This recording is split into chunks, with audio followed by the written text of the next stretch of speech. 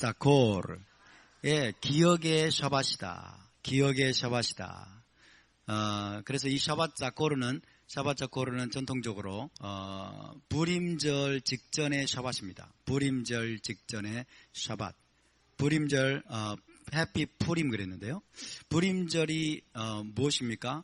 불임절은 하만의 소나기에서 하나님께서 유대인들을 기적적으로 건져내신 것을 기억하고 기념하고 축하하는, 그래서 축제를 벌이는 절기가 바로 불임절입니다.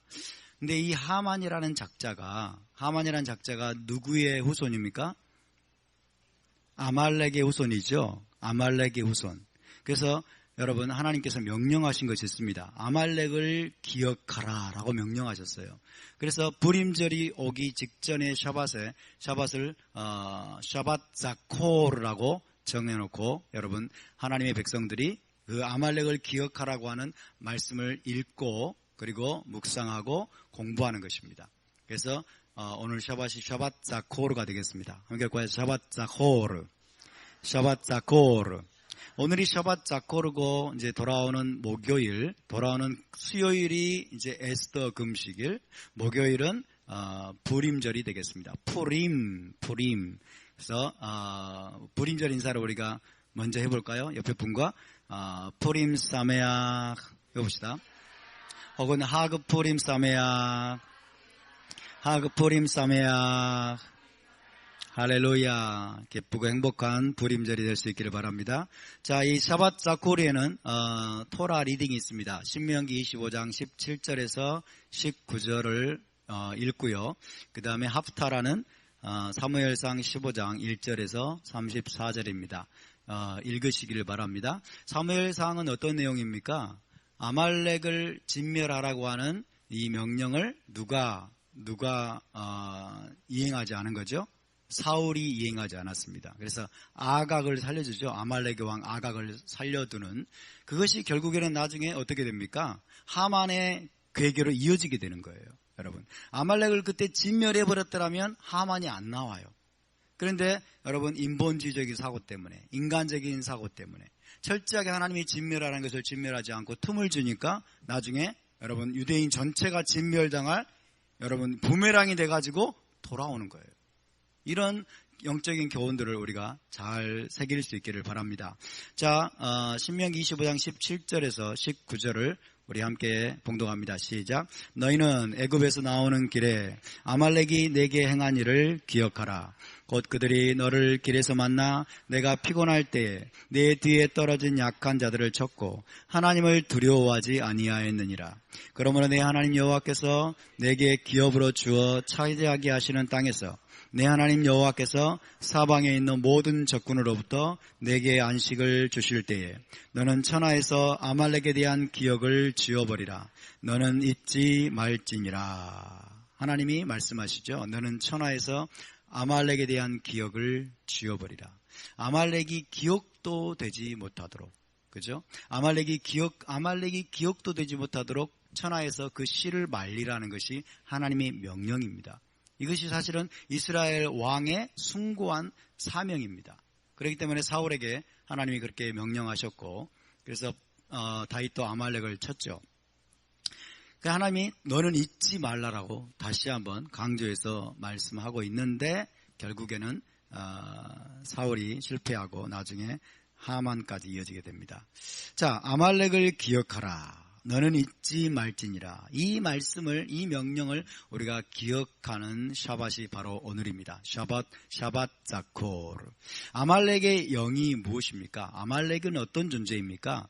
하나님의 언약 백성을 미워하고 공격하는 반유대주의 혹은 반이스라엘의 영이라고 할 수 있겠습니다. 유대인들을 혐오합니다. 유대인들을 미워합니다. 유대인들을 이 땅에서 없애버리려고 합니다. 이것이 반유대주의의 영입니다. 이것이 아말렉의 영입니다. 그리고 하나님과 언약을 맺은 진정한 여러분 크리스찬들, 진정한 하나님의 백성들을 미워하고 공격하고 죽이고 도말하고 없애버리려고 하는 이 사악한 영이 바로 아말렉의 영입니다. 그래서 아말렉은 먼저 에서의 후손이에요. 에서의 에서의 손자입니다. 에서의 손자. 에서가 누구입니까? 야곱의 대적이죠. 그죠? 육적으로는 야곱의 형제지만 영적으로는 야곱의 원수입니다. 야곱의 원수. 그죠? 그래서 야곱의 원수인 에서의 후손 아말렉입니다. 이 아말렉으로부터 나중에 사울 시대에 아각이 탄생을 하죠. 아각. 아말렉의 왕 아각입니다. 그래서 아각을 처음부터 아각의 씨를 완전히 말렸더라면 이제 아말렉이 끝장이 났을 텐데 여러분 아각을 살려주고 그러면서 틈을 주게 되기 때문에 이제 아각으로부터 나중에 하만이라는 작자가 나오게 됩니다. 하만이라고 하는 이 괴물 같은 인간이 나와가지고 모르드게만 죽일 것이 아니라 그의 민족 전체를 진멸해 버리려고 하는 겁니다. 유대 민족 전체를 진멸해 버리려고 하는 이건 사탄의 음모이죠. 사탄의 음모. 유대 민족 전체를 여러분 진멸해 버리면 어떻게 그때 진멸됐으면 어떻게 됐을까요? 메시아가 태어날 수 없게 돼요. 메시아를 이 땅에 탄생하지 못하게 만들려고 하는 사탄의 음모입니다. 유대민족 전체가 진멸당했다면 저와 여러분도 없습니다. 우리도 존재할 수가 없습니다. 왜요? 메시아가 없고 유대민족도 없고 그럼 우리에게 성경도 전해지지 않고 복음도 전해질 수 없고 저와 여러분도 존재할 수가 없는 것입니다. 어쨌든 에서로부터 시작해서 아말렉, 아각, 하만까지 이어지게 되었고 이제 여러분 이 뒤를 이어서 이제 이슬람 세력, 오늘날의 이슬람 세력이 여러분 무엇에 의해서 하나가 되어 있습니까? 이스라엘을 대적하는 일에 있어서 하나가 되어 있죠. 유대인들을 유대 국가를 이 땅에서 없애버리는, 진멸해버리는 이것이 여러분 모든 이슬람 세력들의 한결같은 목표입니다. 그래서 얼마 전에 이란에서 미사일을 쏘아 올리는데 그 미사일에 히브리어로 써놨다잖아요. 그죠? 히브리어로 뭐라고 써져 있었다고 합니까? 이스라엘 나라를 이 땅에서 진멸해버리라. 그죠? 이스라엘 나라는 이 땅에서 진멸될 것이다. 그렇게 히브리어로 쓰여진 미사일을 쏘아 올렸대요. 시험 발사하고. 이것이 이슬람의 영입니다. 이것이 이슬람의 스피릿이고 이것이 여러분 아랍 국가들의 한결같은 목표예요. 시아파든 수니파든 지네들끼리 여러분 박터지게 싸우다가도 이스라엘을 바라볼 때는 그들의 목표가 똑같아요. 온 유대인들을 지중해에 수장시켜버릴 것이다. 이것이 아말렉의 영입니다. 아말렉의 영, 이슬람의 영과 아말렉의 영은 똑같습니다. 그래서 여러분 우리가 깨어 있어야 될 줄로 믿습니다. 그래서 불임절은 유다 민족을 진멸하는 하만의 음모에서 구원받은 날을 기념하는 것입니다. 그래서 여러분 우리가 이 샤밧 자코르 그리고 불임절을 맞으면서 우리가 기억해야 될 것은 반유대주의, 지금 전 세계 가운데 들끓고 있는 반유대주의를 대적하고 아말렉의 영과 이슬람의 영과 우리가 단호하게 맞서 싸우는 것입니다. 무슬림 한 영혼을 우리는 사랑해야 될 것입니다. 많은 무슬림들이 예수와를 믿고 여러분 구원을 받고 복음으로 돌아오도록 우리는 기도해야 될 것입니다. 그럴지라도 우리는 아말렉의 영 혹은 이슬람의 영과 맞서 싸워야 됩니다. 할렐루야. 이슬람의 실체를 여러분 우리가 깨닫고 이슬람의 실체를 널리 알려야 될 줄로 믿습니다. 아멘. 그리고 그들에게 절대로 동조하면 안 됩니다. 지금 여러분 거의 세상의 거의 모든 미디어가 반유대주의예요. 거의 모든 미디어가 반유대주의고 친이슬람이죠. 친이슬람. 그죠? 이슬람에게 경도되어 있어요. 그렇기 때문에 이런 것들을 우리가 분별하고 여러분 반유대주의적인 그리고 반이스라엘적인 미디어의 그 선동과 그들이 유포하는 그런 여러분 사상에 우리가 동조되지 않기를 바라고 우리가 여러분 유대인과 그 다음에 이방인 크리스찬들이 한마음 한뜻으로 여러분 연합해야 될 줄로 믿습니다. 할렐루야. 공동의 적입니다. 공동의 적. 앞으로 여러분 이슬람 칼리프 제국이 일어나게 되면 여러분 강력한 아말렉의 영으로 일어나게 되어서 유대인과 그리고 신실한 모든 크리스찬들을 다 죽이려고 할 것입니다. 그래서 이슬람 세력이 우리의 공동의 적이라는 사실을 알아야 됩니다. 너무나 많은 크리스찬들이 이걸 모르고 있어요. 그래서 여러분 세상이 떠들어대는 세상의 미디어가 떠들어대는 그런 말들에 다 그냥 넘어가가지고 거기에 물들어가지고 이스라엘을 미워하는 거예요. 유대인들을 미워하고 이스라엘을 미워하고 그리고 팔레스타인과 아랍 여러분 이런 자들을 좀 불쌍히 여기고 막 이런 혼탁함 가운데 있는 것입니다. 저와 여러분이 깨어날 수 있기를 바랍니다. 할렐루야. 자, 이제 레위기로 접어들겠습니다. 레위기의 말씀을 우리가 집중해서 좀 들을 수 있기를 바랍니다. 워낙에 특별히 이생제사에 대한 오해는 너무나 깊기 때문에 뿌리가 너무 깊기 때문에 정말 우리가 한 번 들어서는 이해할 수가 없습니다. 두 번 듣고, 세 번 듣고, 네 번 듣고, 정말 우리가 우리의 고정관념들을 내려놓고 들어야 돼요. 우리의 고정관념들을 다 내려놓고 들어야만이 이것을 이해할 수가 있어요. 그래서 여러분 오늘 좀 집중해서 좀 들으시기를 바라겠습니다.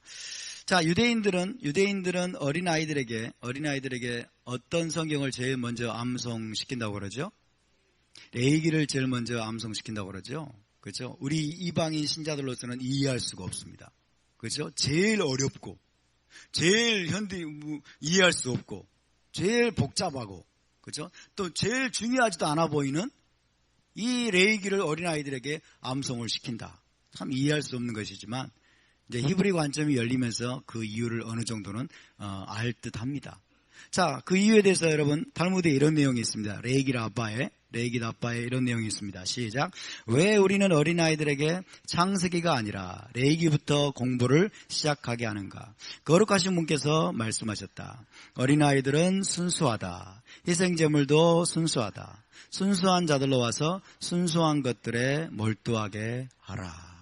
그래서 유대인들이 레위기를 대하는 태도를 우리에게 보여줍니다.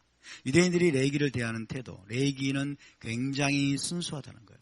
그리고 희생제물은 굉장히 순수한 것이고, 그죠? 하나님도 순수하고 어린아이도 순수하기 때문에 순수한 자들로 하여금 순수한 것들에 몰두하도록 레위기로부터 토라 공부를 암송을 시작하게 한다는 것입니다. 자, 레위기의 전반적인 개요를 좀 말씀을 드리겠습니다. 레위기는 히브리어로 바이크라라고 부릅니다. 바이크라. 함께 볼까요? 바이크라라는 히브리어는 레위기의 제목이기도 하면서 또한 오늘 파라샤의 제목이기도 합니다. 바이크라. 우리말로는 레위기지만 히브리어로는 바이크라예요. 바이크라는 모세오경의 심장에 해당합니다. 모세오경의 심장, 토라의 심장에 해당합니다. 모세오경 중에 가장 중앙에 있는 것이 레위기죠. 앞에는 뭐가 있습니까? 창세기, 출애굽기. 뒤에는 뭐가 있습니까? 민수기, 신명기. 가장 중앙에 레위기가 위치해 있습니다. 이 위치도 여러분 상당히 중요한 의미가 있는 거예요. 왜 중앙에 레위기가 있을까? 레위기가 심장이라는 거예요. 레위기가 사실 가장 중요하다는 거예요. 다 중요하지만 레위기가 가장 중요하다는 것입니다. 자, 창세기는 시작들의 책이죠. 우주와 세상의 시작, 인류의 시작, 죄와 타락의 시작, 나라들의 시작, 이스라엘의 시작. 신명기, 맨 뒤에 있는 신명기는 모세의 토라 강론입니다. 약속의 땅을 정복할 세대를 향해서 하나님께 받은 토라를 상세히 설명하면서 너희가 그 땅에 들어가려면 이 토라의 말씀을 철저히 지키라고 명령하십니다. 그 땅에 들어가서는 너희가 다시는 불순종하지 말아라. 다시는 토라를 어기지 말아라. 너희가 토라를 부지런히 듣고 부지런히 배우고 부지런히 지키면서 너희의 자녀들에게 토라를 부지런히 가르치게 되면 너희가 그 땅에서 장구하리라. 그 땅에서 쫓겨나지 않을 것이다. 할렐루야. 토라에 대한 순종을 굉장히 강조하는 책이 여러분 신명기입니다. 여러분 그리고 중앙에 있는 세 권의 책이 있습니다. 이제 출애굽기에서 민수기까지 이 세 권의 책은 출애굽 사건으로 시작해서 광야 40년의 사건들이 연속적으로 기록되어 있습니다. 그 중에서 레위기는 중심에 해당합니다. 레위기는 중심에 해당한다. 레위기는 토라의 심장과 같고 하나님의 심장과도 같다라고 이야기할 수 있습니다. 그래서 레위기는 전통적으로 제사장들의 책으로 불립니다. 제사장들의 책. 함께 볼까요? 제사장들의 책. 제사장들의 책. 그래서 레위기의 주제는 거룩입니다. 제사장에게 있어서 가장 중요한 게 뭐예요? 거룩이죠. 거룩. 그렇죠? 그래서 레위기는 제사장의 책인데 이 레위기는 뭘 가르치냐면 거룩한 것과 속된 것, 정한 것과 부정한 것, 정결한 것과 부정한 것 등의 구별을 가르칩니다. 구별을 할 줄 모르면 이는 제사장이 아닙니다. 구별을 모르면 여러분 거룩이 뭔지를 모릅니다. 거룩은 구별하는 것입니다.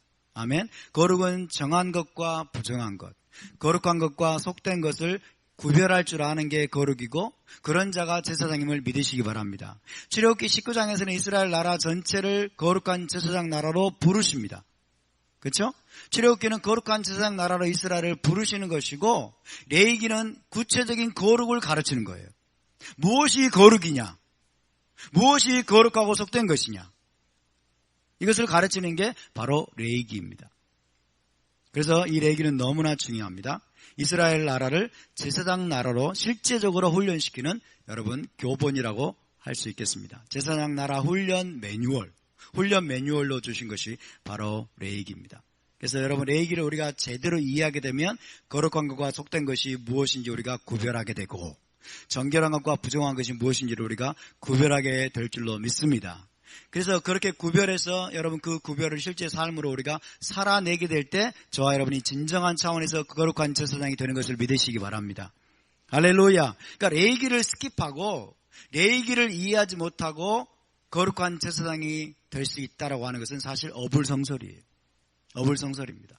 그래서 이 레위기는 우리를 진정한 차원에서 제사장으로 만들어 줄 수 있는 여러분 그런 책임을 믿으시기 바랍니다.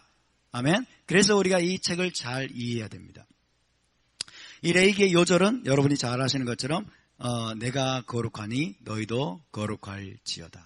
우리 함께 볼까요? 내가 거룩하니 너희도 거룩할지어다.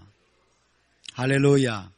거룩을 가르치는 책입니다. 거룩이 무엇인지, 정결함이 무엇인지, 제사장이 진정한 차원에서 어떤 자가 제사장인지, 제사장들은 어떻게 해야 되는 것인지 이것들을 구체적으로 가르치고 있는 책이 바로 레위기라고 할 수 있겠습니다. 자, 하나님께서 여러분 출애굽기부터 시작해서 레위기까지 모세를 부르십니다. 일반적으로는 하나님이 이렇게 토라에 기록이 되어 있습니다. 바이에다벨 아도나이 엘 모셰 이렇게 되어 있어요. 바이에다벨 엘 모셰 여호와께서 모세에게 말씀하셨다. 일반적으로는 그렇게 기록이 됩니다. 그런데 여러분 토라에 보면 세 번에 걸쳐서 바이에다벨가 아니라 바이이크라 엘 모셰라고 말씀하고 있는 구절이 있습니다. 모세를 하나님이 부르셨다는 거예요. 단순히 말하는 게 아니라 모세를 불렀다. 이것은 좀 다른 차원의 말입니다. 굉장히 중요한 어떤 계시를 주기 위해서 하나님이 부르신 겁니다. 오늘 레위기 1장 1절에 함께 읽습니다. 시작. 여호와께서 해막에서 모세를 부르시고 그에게 말씀하여 이르시되. 그냥 말씀하셨다라고 하면 되는데 그 앞에 여호와께서 모세를 부르셨다 라는 말씀이죠. 부르셨다. 이것을 바이크라라고 합니다. 함께 봐요.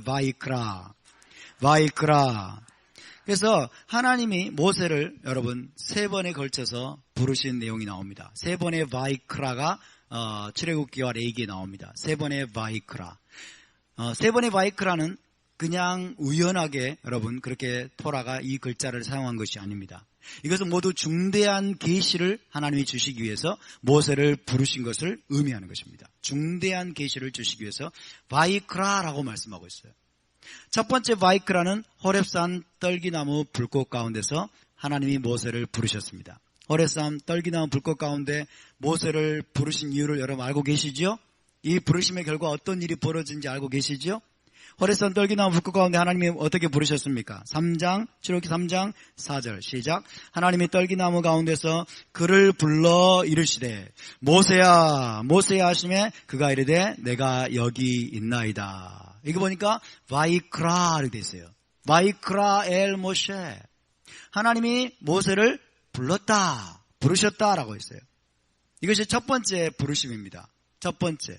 그렇죠? 모세가 40년을 미디안 광야에서 목동으로 여러분 인생이 완전히 인생을 허비하고 있는 듯한 상황 속에서 하나님이 모세를 찾아오시고 이제 떨기나무 불꽃 가운데서 모세를 부르신 것입니다. 모세를 부르셨습니다. 이것이 첫 번째 부르심인데 이것은 이스라엘 백성의 출애굽을 위해서 부르신 것입니다. 엄청난 사건이죠. 그죠? 구속의 사건을 시작하도록 이스라엘 백성의 출애굽을 위해서 모세를 부르신 것입니다. 두 번째는 영광의 구름에 휩싸인 시내산 위에서 하나님이 모세를 부르십니다. 자, 이것이 24장, 출애굽기 24장 16절에 나와 있습니다. 시작. 여호와의 영광이 시내 산 위에 머무르고 구름이 엿새 동안 산을 가리더니 여호와께서 구름 가운데서 모세를 부르시니라. 결혼 언약을 체결한 다음에, 그죠? 체결한 다음에 여호와의 영광이 시내 산 위에 머물렀는데 엿새 동안 구름이 산을 가리고 이제 여호와께서 제7일째에 구름 가운데서 모세를 부르셨습니다. 모세, 이때도 바이크라는 단어가 사용이 됐습니다. 두 번째 부르심입니다. 두 번째 부르심의 목적이 무엇입니까? 성막과 제사장 제도의 계시를 주시기 위해서 부르신 것입니다. 시내산 꼭대기에서 여러분 부르신 것, 이 엄청난 계시를 풀어주시기 위해서, 엄청난 계시를 모세에게 내려주시기 위해서 시내산 위에서 He called to Moshe, 바이크라 엘 모세, 모세를 그분이 다시 부르셨습니다. 그리고 오늘 세 번째 부르심입니다. 여호와의 영광이 충만히 임한 회막 안에서 메오헬 모에드의 장막에서 회막 안에서 하나님이 모세를 부르십니다. 1장 레위기 1장 1절 위에 있죠. 시작. 여호와께서 회막에서 모세를 부르시고 그에게 말씀하여 이르시되. 그래서 오늘 말씀이 바이크라로 시작합니다. 바이크라 엘 모세, 그가 여호와께서 모세를 부르셨다. 세 번째 부르심의 목적은 무엇입니까? 성막에 이제 들어오게 할 수 있는 코르반법을 계시하기 위해서, 코르반에 관한 규례를, 코르반에 관한 계시를 하나님이 모세에게 열어주시기 위해서 여러분 모세를 회막에서 부르신 것입니다. 세 번의 부르심의 여러분 목적을 아시겠습니까? 세 번의 부르심이 얼마나 중요한지를 아시겠습니까? 세 번의 부르심을 통해서 얼마나 놀라운 사건들이 여러분 일어나게 되는지를 여러분 깨닫게 되기를 바랍니다. 할렐루야. 그래서 여러분 이 핵심적으로 우리 알아야 될 것은 이 세 번 모두 놀라운 은혜의 계시를 주시기 위해서 부르셨다는 것입니다. 놀라운 은혜의 계시. 오늘 이 코르반법, 희생제사 규례는 여러분 하나님께서 모세를 특별하게 불러가지고 이스라엘에게 열어주신 은혜의 계심을 믿으시기 바랍니다. 이것은 단순히 무거운 멍에나 혹은 여러분 형벌로서 주신 것이 아닙니다. 엄청난 은혜의 계시가 모세를 통해서 풀어졌음을 믿으시기 바랍니다. 할렐루야. 자, 세 번의 부르심을 말씀을 드렸는데 이것을 좀 더 이제 요약을 하면 출애굽기와 레위기에서의 부르심으로 나눠보겠습니다. 출애굽기와 레위기에서의 부르심. 자, 1장 1절에 다시 한번 시작. 여호와께서 회막에서 모세를 부르시고 그에게 말씀하여 이르시되. 모세를 부르셨습니다. 자, 출애굽기의 부르심은 시내산 정상에서의 부르심. 이제 떨기나무 불꽃을 일단 좀 제쳐 드십시다. 떨기나무 불꽃도 물론 그것도 아마 시내산에서 부르셨을 겁니다. 자, 어쨌든 시내산 정상에서의 부르심이 출애굽기 부르심이고 그 다음에 레위기에서는 회막에서의 부르심입니다. 그렇죠? 시내산 정상에서의 부르심과 회막에서의 부르심의 목적에 대해서 이 두 가지를 좀 집중적으로 살펴보면, 자, 먼저 여러분 출애굽기에서 하나님은 시내산 정상으로부터 모세를 부르셨습니다. 모세를 부르시고 각종 토라를 주셨어요. 각종 토라의 법규들을 주셨습니다. 각종 토라의 법규들을 시내산에 강림하신 하나님께서 모세를 통해서 십계명과 그리고 여러 가지 종류의 토라를 주셨다. 이스라엘 나라의 헌법이죠. 이스라엘 나라의 헌법을 주신 것입니다. 십계명, 미슈파팀, 그리고 법규들, 이런 것들은 뭡니까? 죄가 무엇인지를 정의하는 겁니다. 죄가 무엇인지를 규정하고 죄에 따르는 형벌과 처벌을 하나님께서 분명하게 말씀해 주셨습니다. 그리고 성막과 제사장 제도, 성막과 제사장 제도도 역시 하나님과 이스라엘이 함께 거할 수 있도록 하기 위해서 이제 성막과 제사장 제도를 세우도록 하나님께서 명령하셨습니다. 이것이 바로 출애굽기에서의 부르심이에요. 출애굽기에서 하나님이 모세를 시내산으로 불러 올려서 십계명도 돌판해 주시고 미시파팀 21장부터 미시파팀도 주시고 25장부터는 성막과 제사장 제도를 주시고 그러면서 이스라엘 나라의 헌법을 주셨고 그 다음에 죄가 무엇인지를 하나님께서 분명하게 죄의 기준, 죄의 정의, 이런 것들을 주셨다라고 이야기할 수가 있겠습니다. 그렇다면 해막에서의 부르심, 오늘 레이기 나오는 해막에서의 부르심은 이 법을 위반할 때 해결책을 주신 것입니다. 이 법 위반 시에 해결책을 주신 것이다. 출애굽기에서는 법을 주셨다면, 그리고 법을 어길 경우에 형벌과 처벌이 무엇인지를 하나님 말씀하셨다면, 해막에서의 부르심을 레이기를 통해서는 이 법을 위반할 때 그것을 어떻게 해결할 것인가, 법을 어겼을 때 어떻게 해결할 것인가를 그 해결책을 주신 것이라고 이야기할 수 있겠습니다. 그것이 바로 코르반입니다. 코르반 희생제사 규례죠. 코르반법, 희생제사법. 이것은 뭐냐면 죄악된 인간이 혹은 죄를 범한 인간이 하나님께 나아오는 길을 열어놓으신 것입니다. 그 죄 문제를 해결하고, 그죠? 죄 문제를 처리하고 어떻게 하나님 앞에 다시 나올 수 있는가? 어떻게 하나님 앞에 다시 나올 수 있는가? 그 길을 열어놓으신 것이 코르반 혹은 희생제사 규례입니다. 이스라엘을 괴롭히기 위한 것일까요? 돕기 위한 것일까요? 이스라엘을 돕기 위한 것이죠. 그죠? 죄 때문에 하나님 앞에 나갈 수 없게 되고, 그죠? 토라를 어겼기 때문에, 여러분, 죄를 범했기 때문에 하나님을 배울 수 없게 된 이스라엘 백성들이 어떻게 그 죄 문제를 처리할 것인가? 어떻게 그 죄를 해결하고 다시 하나님의 영광 가운데 나올 수 있는가를 하나님께서 계시해 주고 있는 것입니다. 그렇기 때문에 이 코르반 희생제사 규례는 여러분 놀라운 은혜와 축복의 계심을 믿으시기 바랍니다. 할렐루야. 우리는 지금까지 이 헬라적인 관점에서 성경을 보다 보니까 여러분 희생제사법을 완전히 무거운 멍에로 썼다고 생각한 거예요. 이스라엘 백성들을 막 형벌하고 이스라엘 백성들을 막 괴롭히기 위해서 주셨다라고 생각을 했는데 그게 아니에요. 절대로. 죄를 범한 이스라엘 백성들을 그대로 내버려둬버리면 안 되잖아요. 그죠? 이스라엘이 죄를 범했기 때문에 하나님 그들 내쳐버리고 그냥 내버려둬버리고 그러면 하나님은 이상한 분이, 나쁜 분이죠. 이스라엘이 죄를 범했을 경우에, 토라를 어겼을 경우에, 그럴 경우에 그 문제를 어떻게 해결하고 하나님의 성막에 나와서 하나님께 예배하고 하나님을 배울 수 있는지에 여러분 그 해결책과 방법을 이스라엘 백성들에게 구체적으로 계시해 주신 것입니다. 아멘. 좋으신 하나님을 찬양합니다. 그래서 코르반은 희생제사법은 놀라운 은혜와 축복의 계심을 믿으시기 바랍니다. 그래서 희생제사법은 이스라엘에게 무거운 멍에로 주어진 것이 결코 아니에요. 오히려 죄에 대한 해결책이요 혹은 죄사함과 용서, 화해의 길로서, 방법으로서 주어진 것입니다. 아멘입니까? 그래서 여러분 여기서 우리가 알아야 될 것은 뭐냐면 토라는 하나님이 토라를 주실 때 이 토라를 완전하게 지킬 것을 요구한 것이 아니라는 거예요. 이 토라를 완전하게 1%도 너희가 어기지 말고 다 지켜라. 안 그러면 너희들 다 쓸어버리겠다. 그런 의도로 하나님이 토라를 주신 것이 아니라는 것을 우리가 알아야 돼요. 토라를 완전하게 지킬 것을 요구하신 것이라기보다도 토라의 경계선 안에서 토라를 이스라엘 백성들의 여러분 삶의 기준으로 삼고 살도록 하기 위해서 토라를 주셨다는 거예요. 아멘입니까? 자, 여러분, 저를 봐보세요. 우리 헬라적인 관점의 이해는 뭔 줄 아세요? 율법을 하나라도 안 지킬 사람이 있어 없어? 율법을 하나님이 다 지키라고 주신 것이야? 율법을 다 지킬 수 있는 사람 아무도 없는데? 당신 율법 다 지킬 수 있어? 다 못 지키잖아. 거봐, 율법 지키지 마. 이런 논리잖아요. 그죠? 이런 논리는 잘못된 거라는 거예요.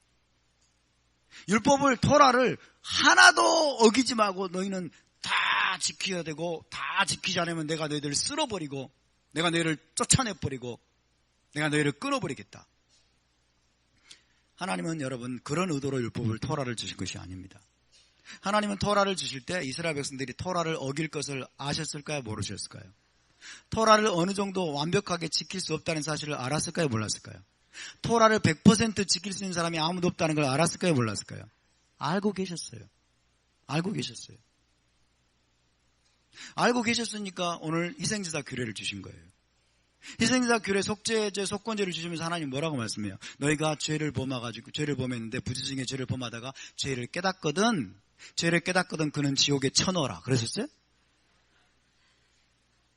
그죠? 너희가 부지중에 죄를 범했는데 죄를 깨닫거든 그 죄 문제를 어떻게 처리해서 내 앞에 다시 나올 수 있는지를 하나님이 가르쳐 주신 것입니다. 그 말은 하나님은 여러분, 하나님은 토라를 주실 때 이스라엘 백성들이 어느 정도 죄를 범할 것을 알고 계셨다는 거예요. 알고 계셨다는 거예요. 이해되십니까? 하나님이 물론 죄를 가볍게 여긴다는 뜻은 아닙니다. 저와 여러분이 죄를 가볍게 여기라는 뜻은 결코 아니에요. 그렇지만 우리는 구속이 완전하게 이루어질 때까지는 우리는 어쩔 수 없이 죄를 범할 수밖에 없어요. 예수 믿고 난 다음에 죄를 한 번도 안 범했다는 분 한번 손 한번 들어보세요. 아무도 없으시죠? 그죠? 그럼 여러분은 예수 믿고 죄를 다 범했기 때문에 하나님이 여러분을 다 지옥으로 보내버리셔야 되겠네요. 예수를 믿어도, 예수와를 믿어도 하나님 우리가 죄를 범할 것을 아실까요? 모르실까요? 알고 계세요. 자, 시내산에서 하나님이 모세를 통해서 십계명과 미슈파티 엄청나게 많은 법들을 주시면서 지켜 행하라고 말씀하셨어요. 그때 여러분 이스라엘 백성들은 우리가 다 지켜 행하겠나이다 라고 여러분 서원을 하고 맹세를 했어요. 그때도 하나님은 이스라엘 백성들이 죄를 범할 것을 아셨을까요? 모르셨을까요? 아셨어요. 그죠? 그렇기 때문에 하나님은 여러분 율법의 100%를 너희가 다 지켜라. 100% 다 안 지키면 너희는 끝. 너와 나의 관계는 끝. 그런 의도로 토라를 주신 것이 아니라는 거예요. 아멘? 그러니까 율법을 하나라도 어길 가능성이 있어 없어? 있지요. 거봐, 율법 지키라고 준 게 아니야. 이런 결론은 잘못된 결론이라는 거예요. 아멘? 하나님은 그런 의도로 준 게 아니에요. 완전하게 지킬 것을 100% 완전하게 지킬 것을 요구하신 것이라기보다도 토라를 하나의 경계선으로 주셨다는 거예요. 경계선으로. 아멘? 우리의 삶의 경계선으로, 이스라엘 백성들의 삶의 기준으로서, 이스라엘 백성들이 한결같이 붙들고 살아야 될 기준으로서, 확고한 기준으로서 이스라엘 나라의 헌법으로서 여러분 주셨다는 것입니다. 할렐루야. 그 말은 무슨 말이냐면 여러분 우리가 살다 보면 죄를 범할 수 있어요. 살다 보면 우리가 부지중에 혹은 실수로 혹은 연약해서 혹은 우리의 어떤 빗나간 생각 때문에 죄를 범할 수 있어요. 맞습니까? 그러면 그때 나는 율법을 1% 어겼기 때문에 나는 끝장이구나. 그리고 도망치지 말고 빨리 돌이켜서 회개하고 여러분 하나님 앞에 다시 나오라는 거예요. 할렐루야. 그러니까 죄를 범했을 때에도 다시 회개하고 하나님과의 관계를 회복하는 방향으로 나오는 것이 토라를 지키는 삶이에요. 믿습니까? 토라를 준행한다, 토라를 지킨다. 그런 삶은 100% 토라를 지키는 것을 그것만을 말하는 게 아니고 우리가 토라를 어겼을 때에도 혹시 죄를 범했을 때도 빨리 깨닫고 죄를 버리고 여러분 회개하고 다시 여러분 토라 안으로 들어오는 것도 토라를 준행하는 삶입니다. 믿습니까? 그러니까 하나님께서 토라를 주신 것은 다시 말씀드리지만 100% 다 지키라고 주신 것이 아니에요. 물론 100% 지키면 좋지만 하나님은 그러지 못하리라는 걸 다 알고 계십니다. 다 알고 계세요. 실수로 죄를 범하고 부지중에 죄를 범하고 또 기분 나빠서 죄를 범하고 하나님에 대해서 오해해서 또 죄를 범하고 그러리라는 것을 다 알고 계세요. 연약해서 죄를 범하고. 그렇지만 하나님은 뭐예요? 이것이 너의 삶의 분명한 기준이다. 너의 삶의 확실한 경계선이다. 확실한 경계선이고 너희 나라의 헌법이다. 그래서 너희가 죄를 범할지라도 빨리 돌이켜라. 빨리 회개하고 돌아오라. 빨리 깨닫고 다시 하나님과의 관계를 회복하라는 거예요. 할렐루야. 그래서 여러분 구속받은 이스라엘 나라에 흔들릴 수 없고 움직일 수 없는 헌법과 삶의 경계선으로 기준으로 주신 것이 토라임을 믿으시기 바랍니다. 할렐루야. 이게 지금 엄청난 계신 거 여러분 아세요? 저는 이거를 한 3, 4년 깨닫지를 못했어요.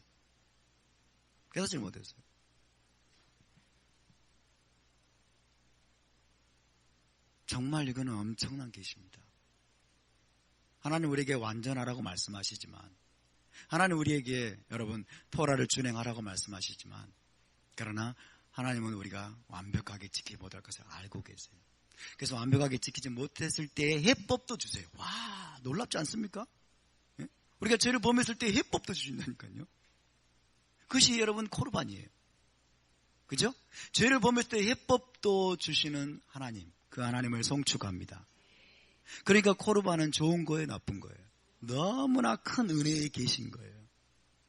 희생제사를 여러분 미워하지 마시기 바랍니다. 내가 갑자기 왜 이래?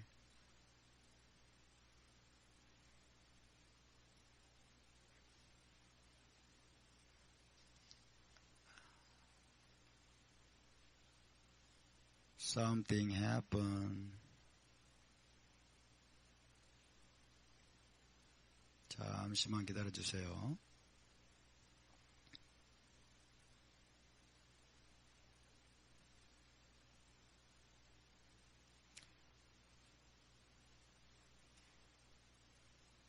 토라를 하나님이 처음부터 완벽하게 지킬 것을 요구하신 것이 아니다. 다만 구속받은 하나님의 백성이라면 토라의 경계선을 안에서 살아가라. 할렐루야. 토라를 삶의 기준으로 삼고 살아가라. 아멘. 이스라엘 나라의 헌법으로 알고 이 헌법을 준행하는 삶을 살아가라. 그러다가 혹시 실수하고 혹시 넘어져서 혹시 죄를 범하면 빨리 깨닫고 그 죄 문제를 해결하라고 말씀하시는 겁니다. 아멘. 그런 것이 바로 거룩한 삶을 이루어가도록 주신 것이죠.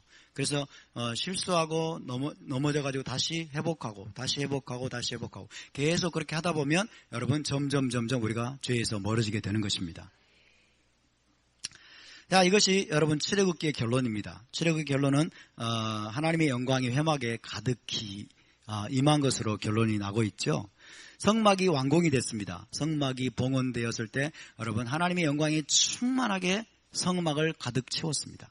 이 성막이 뭐라고요? 에덴 동산의 모형입니다. 에덴 동산을 이스라엘 공동체 가운데 주신 것과 같습니다.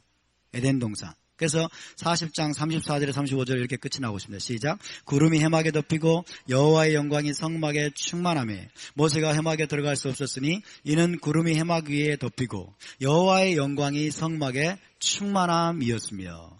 자, 봉헌된 성막에 하나님의 영광의 구름이 충만하게 임한 것으로 출애굽기가 여러분 결론 지어지고 있죠. 이것이 출애굽기의 결론입니다. 모세가 해막에 들어갈 수 없었으니 이는 구름이 해막에 덮이고 여호와의 영광이 성막에 충만하였다. 여호와의 영광이 성막에 너무나 충만하게 임했는데 이것은 정말 너무나 큰 감격이고 축복이고 은혜이고 영광인데 모세조차도 성막에 들어갈 수 없는 것이 여러분 실상입니다. 그것이 이스라엘 공동체가 부딪힌 현실입니다. 자, 그래서 출애굽기의 결론은 한마디로 말하면 에덴 동산의 회복이라고 할 수 있어요. 에덴 동산의 회복에 대한 그림을 보여주시는 겁니다. 에덴 동산은 어떤 곳입니까? 하나님의 영광이 거했던 곳이죠. 하나님의 영광 셰키나가 충만하게 임해 있던 곳이 에덴 동산이에요. 그래서 여러분 이스라엘 진영 한가운데 지금 에덴 동산이 회복된 그림을 하나님이 주시는 거예요. 에덴 동산이 부분적으로 회복된 것입니다. 완전하게는 아니지만 온전하게는 아니지만 에덴 동산을 하나님 다시 한번 주신 거예요. 할렐루야. 그래서 이것은 엄청난 전무후무한 축복입니다. 그래서 이것이 출애굽기의 결론인데 창세기 2장의 에덴 동산이 이스라엘 진영 가운데 회복된 것이라고 이야기할 수 있습니다. 핵심은 뭐냐면 여호와의 영광이 돌아온 겁니다. 하나님의 셰키나가 다시 이 땅으로 돌아온 것입니다. 거의 2500년 정도 여러분 아담의 범죄로 인해서 셰키나가 떠나버렸는데 다시 이 땅으로 돌아온 것입니다. 구속받은 공동체 가운데. 할렐루야. 이것이 에덴 동산의 완전한 회복은 아니지만 에덴 동산의 부분적인 회복이고 앞으로 있게 될 완전한 에덴 동산의 회복에 대한 모형과 그림을 이스라엘 백성에게 주신 것입니다. 하나님의 갈망은 뭐냐? 하나님의 갈망, 여기에 나타난 하나님의 갈망은 궁극적으로 하나님의 영광을 주시고자 하는 것입니다. 하나님 우리에게 주고자 하시는 것은 하나님 자신입니다. 하나님의 영광, 하나님의 셰키나를 주고자 하시는 것입니다. 에덴 동산을 이 땅에 회복시켜서 인간으로 하여금 하나님의 영광 가운데 영원히 살게 하시는 것. 우리의 갈망도 똑같습니다. 하나님의 갈망은 뭐냐? 여러분, 모든 인간이, 회복된 인간이 다시 하나님의 영광 가운데 거리낌 없이 나와서 하나님의 영광을 배웠고 그 영광 가운데 영원토록 사는 것. 할렐루야. 그래서 그분의 영광을 주기를 원하십니다. 그분의 셰키나를 주시기 원하십니다. 할렐루야. 그분의 셰키나의 영광이 지금 성막에 임했습니다. 하나님의 그 갈망이 부분적으로 이루어진 것입니다. 인간의 갈망, 우리의 갈망도 여러분 모세의 기도 한마디에 담겨져 있습니다. 모세가 하나님을 향해서 부르짖었습니다. 원컨대 주의 영광을 내게 보이소서. 주의 영광을 내게 보이소서. 여러분 하나님의 영광을 보기 원하십니까? 하나님의 영광이 우리의 갈망임을 믿으시기 바랍니다. 하나님의 영광이 우리의 모든 목표임을 믿으시기 바랍니다. 하나님의 영광을 추구하시기 바랍니다. 그 영광을 배웁기를 갈망하시기 바랍니다. 하나님의 영광을 우리에게 보이소서. 하나님의 영광 가운데 나아가서 영원토록 그 영광의 빛 가운데 거하는 것. 이것이 우리의 갈망이 되어야 될 줄로 믿습니다. 이것이 우리의 소망이 되어야 될 줄로 믿습니다. 이것이 우리의 궁극적인 목표가 되어야 될 줄로 믿습니다. 할렐루야! 우리는 다른 것들을 구하면 안 됩니다. 다른 것들에 의해서 우리가 미혹되면 안 됩니다. 우리의 여러분 가장 숭고하고 가장 아름다운 추구, 가장 아름다운 최종적인 소망은 하나님의 영광 안에 들어가는 것입니다. 하나님의 쉐키나 영광의 빛 가운데 거하는 것입니다. 할렐루야! 이것이 성경 전체가 보여주는 거예요. 그런데 인류의 상태는 어떻습니까? 죄로 인해서 하나님의 영광 가운데 나아갈 수 없게 된 것입니다. 죄가 장애물입니다. 죄로 인해서 하나님과 인간이 여러분 무한히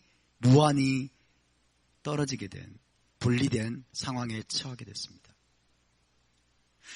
출애굽기에서 성막에 하나님의 영광이 충만하게 임했습니다. 그런데 모세조차도 들어갈 수 없었습니다.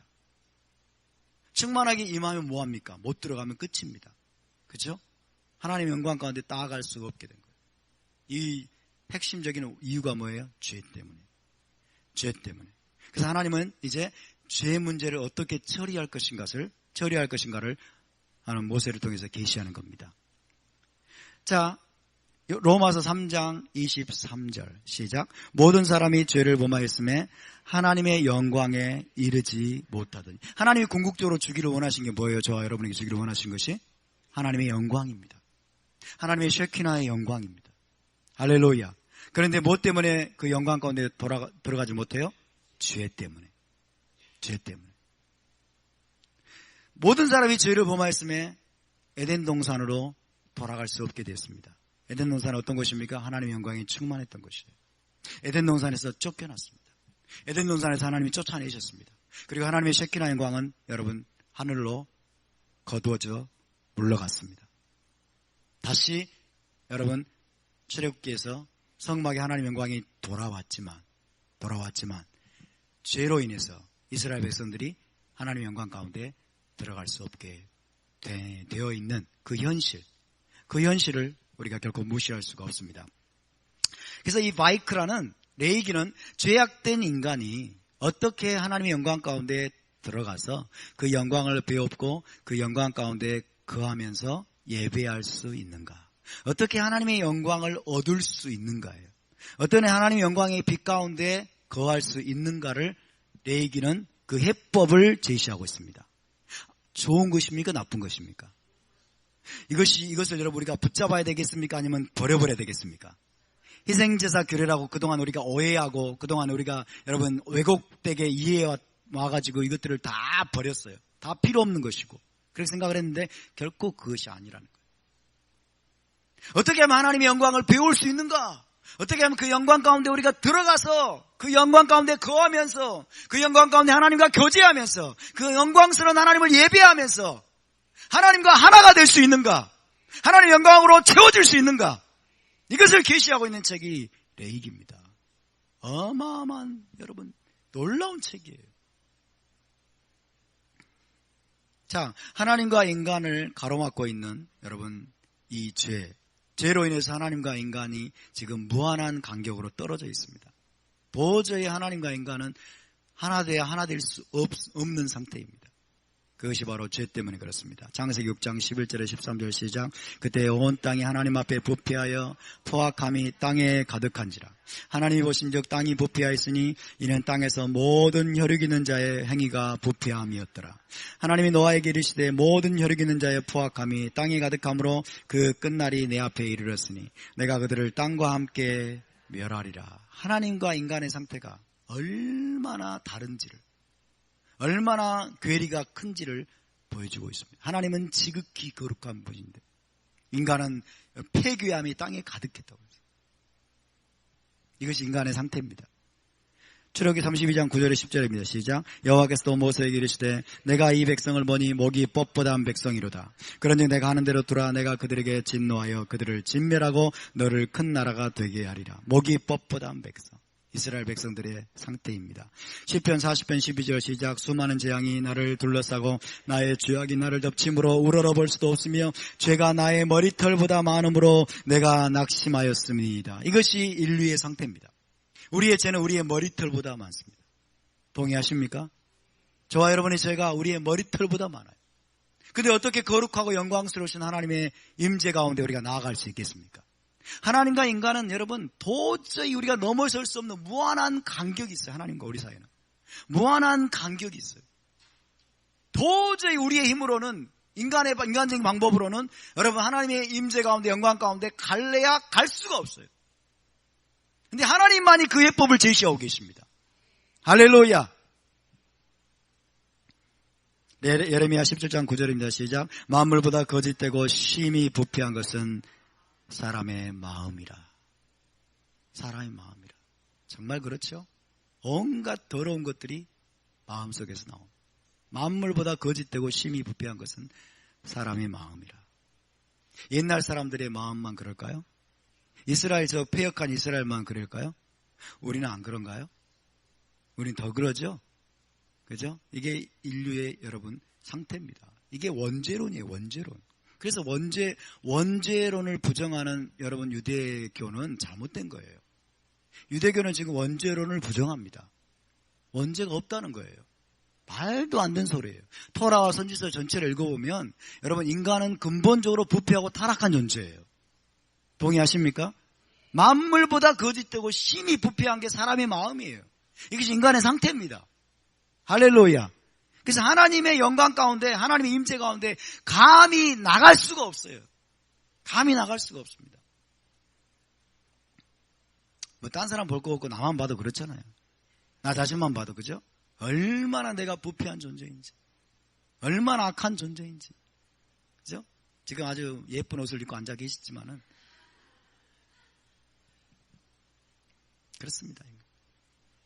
그러나 하나님 어떤 분이십니까? 디모데전서 6장 16절 시작. 오직 그에게만 죽지 아니함이 있고 가까이 가지 못할 빛에 거하시고 어떤 사람도 보지 못하였고 또 볼 수 없는 이시니 그에게 존귀와 영원한 권능을 돌릴지어다. 아멘.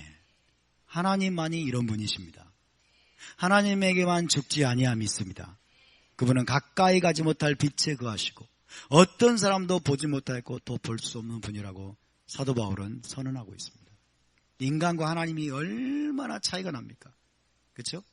그래서 인간적인 방법과 우리의 노력으로는 여러분 하나님께 도달할래야 도달할 수가 없고 하나님께 가까이 갈래야 가까이 갈 수조차 없습니다. 할렐루야.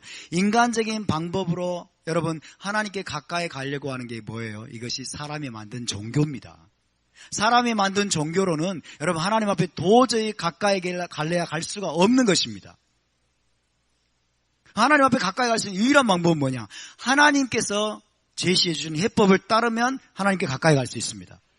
할렐루야. 그래서 하나님은 위대하신 분이십니다. 그래서 여러분 이 코르바는 이 레이기는 에덴 동산에 들어가는 길을 제시하고 있는 것입니다. 에덴 동산에 우리는 도저히 들어갈 수 없는 상태예요. 에덴 동산에서 쫓겨난 이후로 하나님의 영광과 임재로부터 쫓겨난 이후로 우리는 다시 하나님 앞에 나가고 싶은데 다시 하나님의 영광을 우리가 취하고 싶고 그 영광 가운데 들어가서 그분의 영광을 얻고 영광의 빛 가운데 영원토록 거하고 싶은데 우리의 방법으로는 우리의 생각으로는 해법이 없습니다. 근데 하나님께서 레위기를 통해서 그 해법을 제시하기 시작하십니다. 할렐루야. 성막에 하나님의 영광이 충만히 임했는데 모세조차도 그 성막에 들어갈 수 없는 상황이었지만은 하나님은 여러분 에덴 동산에 모형으로 주신 그 성막 안에 회막 안에 어떻게 들어오는지를 모세를 통해서 계시하고 있는 것입니다. 에덴 동산에 들어오는 길, 에덴 동산으로 들어가는 방법, 이 방법을 레위기를 통해서 제시하고 있는 것입니다. 로마서 5장 2절에 보면 여러분 이 에덴 동산에 들어가는 유일한 길에 대해서 말씀하고 있어요. 시작. 또한 그로 말미암아 우리가 믿음으로 서 있는 이 은혜에 들어감을 얻었으며 하나님의 영광을 바라고 즐거워하느니라. 할렐루야. 하나님의 영광을 다시 바라보고 즐거워할 수 있게 된 것은 오직 예수와를 말미암아 된 것임을 믿으시기 바랍니다. 다시 에덴 동산으로 들어가는 유일한 길이 되신 예수와를 찬양합니다. 사도 바울의 여러분 복음이 바로 이 복음입니다. 예수와로 말미암아 예수와의 그 희생의 피로 말미암아 다시 에덴 동산으로 돌아갈 수 있는 길이 열렸다. 그래서 우리는 하나님의 영광을 바라고 즐거워하느니라 라고 고백하는 것입니다. 그렇지만 레위기에서부터 그것이 시작됩니다. 사실은 레위기에서부터 하나님이 그 길을 제시하고 그 완성으로서 그것을 완벽하게 이루신 분으로서 메시아께서 오신 것이고, 레위기는 먼저 대리 희생의 피로 하나님의 영광에 나아가는 길을 제시하십니다. 이것은 여러분 정말 위대한 계시입니다.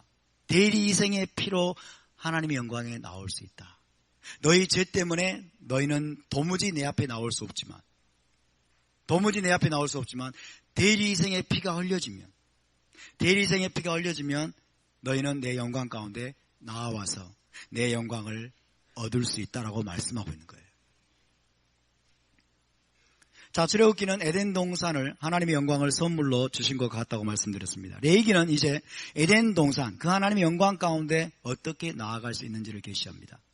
자, 그래서 이 대리 희생의 여러분 코르반을 통해서는 이것은 하나님의 계시는 이중적인 역할을 합니다.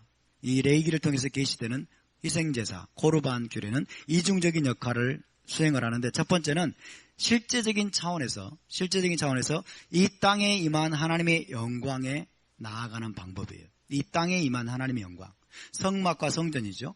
성막과 성전에 임한 하나님의 영광 가운데 나아가는 방법은 무엇을 통해서? 동물 희생제사의 피, 동물 희생의 피를 통해서 가능하다라고 말씀하세요.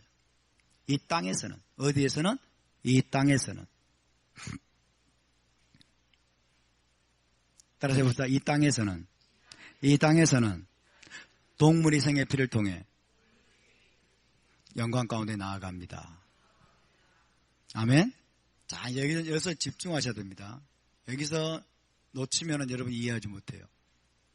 이 땅에 임한 하나님의 영광이에요. 이 땅에 임한 하나님의 영광, 성막과 성전에 하나님의 영광이 임했을 경우에, 그죠? 이 땅에 있는 성전과 성막에 하나님의 영광이 임했을 경우에 그 영광 가운데 나아가는 방법은 뭐예요? 코르반 규례라는 거예요. 동물이 대신해서 피를 흘리고, 그죠? 동물이 대신해서 피를 흘리고 그 피를 통해서 여러분 이 땅에 있는 하나님의 영광 가운데 나아갈 수 있다라고 말씀하십니다.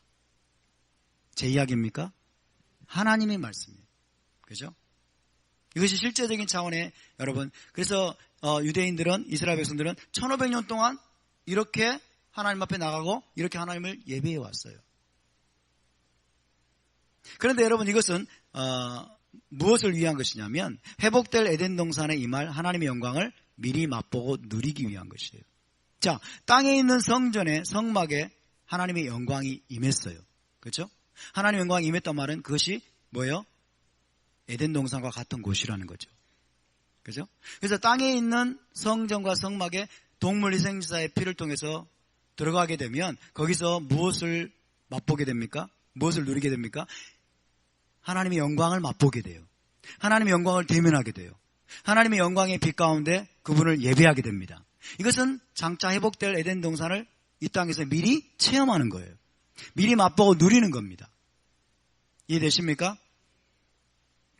이것이 여러분 코르반 규례의 첫 번째 역할입니다. 코르반 규례, 하나님이 주신 대리 희생의 피, 동물 희생제사, 대리 희생의 피가 하고 있는 첫 번째 역할입니다. 실제적인 차원에서. 그러나 이것은 더 깊은 차원의 의미가 있습니다. 메시아적인 차원의 의미가 있어요. 메시아적인 차원. 메시아적인 차원은 뭐냐면 올람하바에 임할 하나님의 영광입니다. 올람하바는 새하늘과 새 땅을 말합니다. 새하늘과 새 땅은 오는 세상입니다. 오는 세상.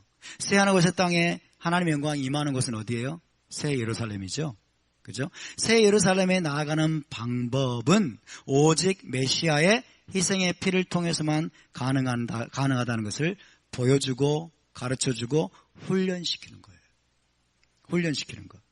그러니까 레위기에 나타나 있는 코르반 규례, 희생제사 규례는 이중적인 역할을 합니다. 이중적인 기능을 합니다. 첫 번째는 실제적인 기능을 해요. 실제적인 기능. 이해되십니까? 실제적인 기능은 뭐예요? 실제로 성막에 들어가게 만들어줘요. 실제로 성전에 들어가게 만들어줘요. 그 성전에 뭐가 계십니까? 하나님의 영광이 계세요. 그렇죠? 이 땅에서 실제로 하나님의 영광을 경험하게 해주는 거예요. 이해되세요? 이 땅에 임한 하나님의 영광 가운데 액세스할 수 있는 실제적인 역할을 해줘요. 할렐루야. 그러나 그것이 전부는 아니에요. 그것은 중요합니다, 물론. 그러나 더 중요한 기능은 뭐냐면, 그럼으로써 장차 메시아를 통해서 어떻게 우리가 하늘에 있는 성전 혹은 새 예루살렘에 들어갈 수 있는가를 우리에게 보여주고 우리에게 훈련시켜주는 거예요. 이것은 여러분 A or B의 문제가 아니에요. 둘 중에 어느 하나를 선택하는 문제가 아닙니다. 둘 다예요. 할렐루야. 이 땅에서 둘 다 이 모든 기능을 함께 수행하는 거예요. 히브리적인 사고는 둘 다입니다. 헬라적인 사고는 둘 중에 하나예요. 구약에서는 실제적으로 했지만은 이제 신약에서는 이게 아니라는 거예요. 폐해졌다는 거예요. 이것이 헬라적인 사고예요. 둘 다예요. 둘 다. 둘 다. 실제적으로 이 땅에 있는 성막에, 실제적으로 이 땅에 있는 성전에 하나님의 영광이 임했을 경우에 이스라엘 백성들은 여러분 코르반을 통해서 동물 희생제사의 피를 통해서 성막에 나아가고 성전에 나아갔습니다. 거기서 하나님의 영광을 배웠습니다. 실제로. 할렐루야. 실제로. 그거를 여러분 1500년 동안 반복하면서 그들이 훈련받은 거예요. 1500년 동안 반복하면서 하나님이 그들에게 가르쳐준 거예요. 더 깊은 비밀을. 더 깊은 비밀은 뭐냐? 장차 메시아가 올 것이라는 거예요. 이처럼 메시아가 와서 너희를 새 예루살렘 성으로 이렇게 데려가게 할 것이다. 들어가게 할 것이다. 이해되십니까? 그러니까 실제적인 것들을 수행하면서 메시아적인 의미들을 깨닫게 된다는 거예요. 이해가 되시면 아멘 하시기 바랍니다. 그래서 여기서 가장 중요한 문제는 핵심이 뭐냐면 죄를 처리하는 문제예요. 죄를 처리하는 문제. 자, 잘 보세요. 땅에 있는 성전에서는 동물의 피가 죄를 덮어줍니다. 땅에 있는 성전에서요. 잘 들으셔야 돼요. 땅에 있는 성전에서는 동물의 피가 죄를 덮어주고 죄를 가리워줍니다. 맞습니까? 동물의 피가 우리의 죄를 완전히 씻어낼 수 있습니까? 없습니까? 완전히 씻어내는 게 아니에요. 땅에 있는 성전에 들어갈 때는 동물의 피가 우리의 죄를 덮어주고 우리의 죄를 가려줍니다. 그러나 하늘에 있는 성전은 장차 새 예루살렘으로 이 땅에 임할 겁니다. 하늘에 있는 성전에서는 메시아의 피가 죄를 적당히 가려줄까요? 메시아의 피는 우리의 죄를 깨끗이 씻어냅니다. 할렐루야. 우리의 양심의 죄를 완전히 씻어냅니다. 땅에 있는 성전에서는 동물의 피가 우리의 죄를 덮어줍니다. 우리의 죄를 그냥 일시적으로 한시적으로 가리워줍니다. 그럼으로써 하나님의 영광 가운데 나아갈 수 있게 해줘요. 그러나 하늘에 있는 성소에서는 예수와의 피가 우리의 죄를 완전히 씻어서 여러분 하나님의 영광 가운데 나아갈 수 있게 해줍니다. 이해되십니까? 이 두 가지를 잘 아셔야 돼요. 땅에 있는 성전에서는 동물의 피가 죄를 덮어주고 가리워주고 일시적으로 한시적으로. 그러나 하늘에 있는 성전에서는 새 예루살렘에서는 메시아의 피가 우리의 죄를 완전히 깨끗이 씻어냅니다. 우리의 죄를 완전히 도말하십니다. 할렐루야. 근데 두 가지 다 결과는 똑같아요. 두 가지 다 뭐예요? 하나님의 영광 가운데 나아가서 그 빛 가운데 거하면서 그분을 예배할 수 있게 해줍니다. 믿습니까? 그러나 여러분 그분의 영광을 배우는 차원은 다르겠죠. 성막과 성전에 임한 하나님의 영광하고 이 땅에 성막과 성전에 임한 하나님의 영광과 새 예루살렘에 충만한 하나님의 영광과는 차원이 다르겠죠. 그렇죠?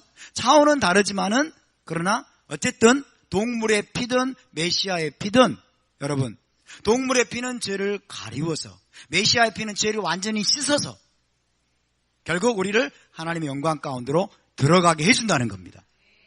할렐루야. 이것을 여러분 분명히 이해하시기를 바랍니다.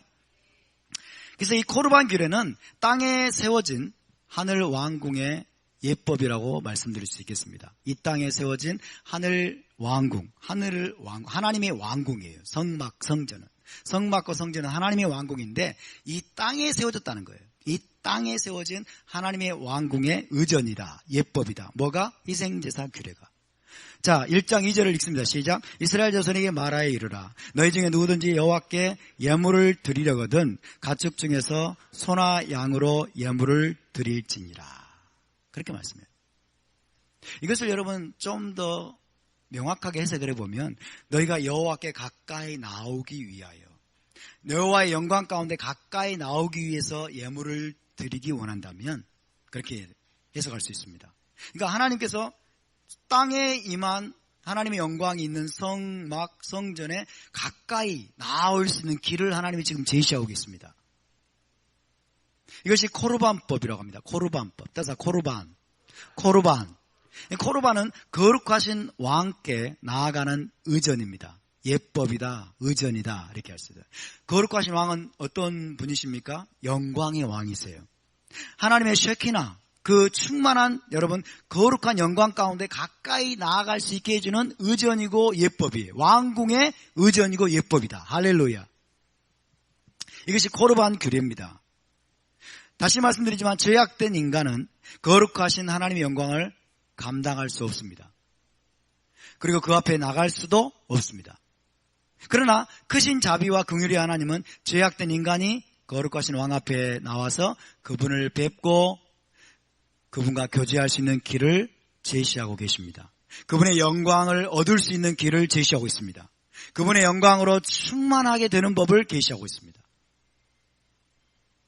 자, 이것이 여러분 왕궁의 의전인데 왕궁의 의전이다. 왕궁의 예법이 왜 필요합니까?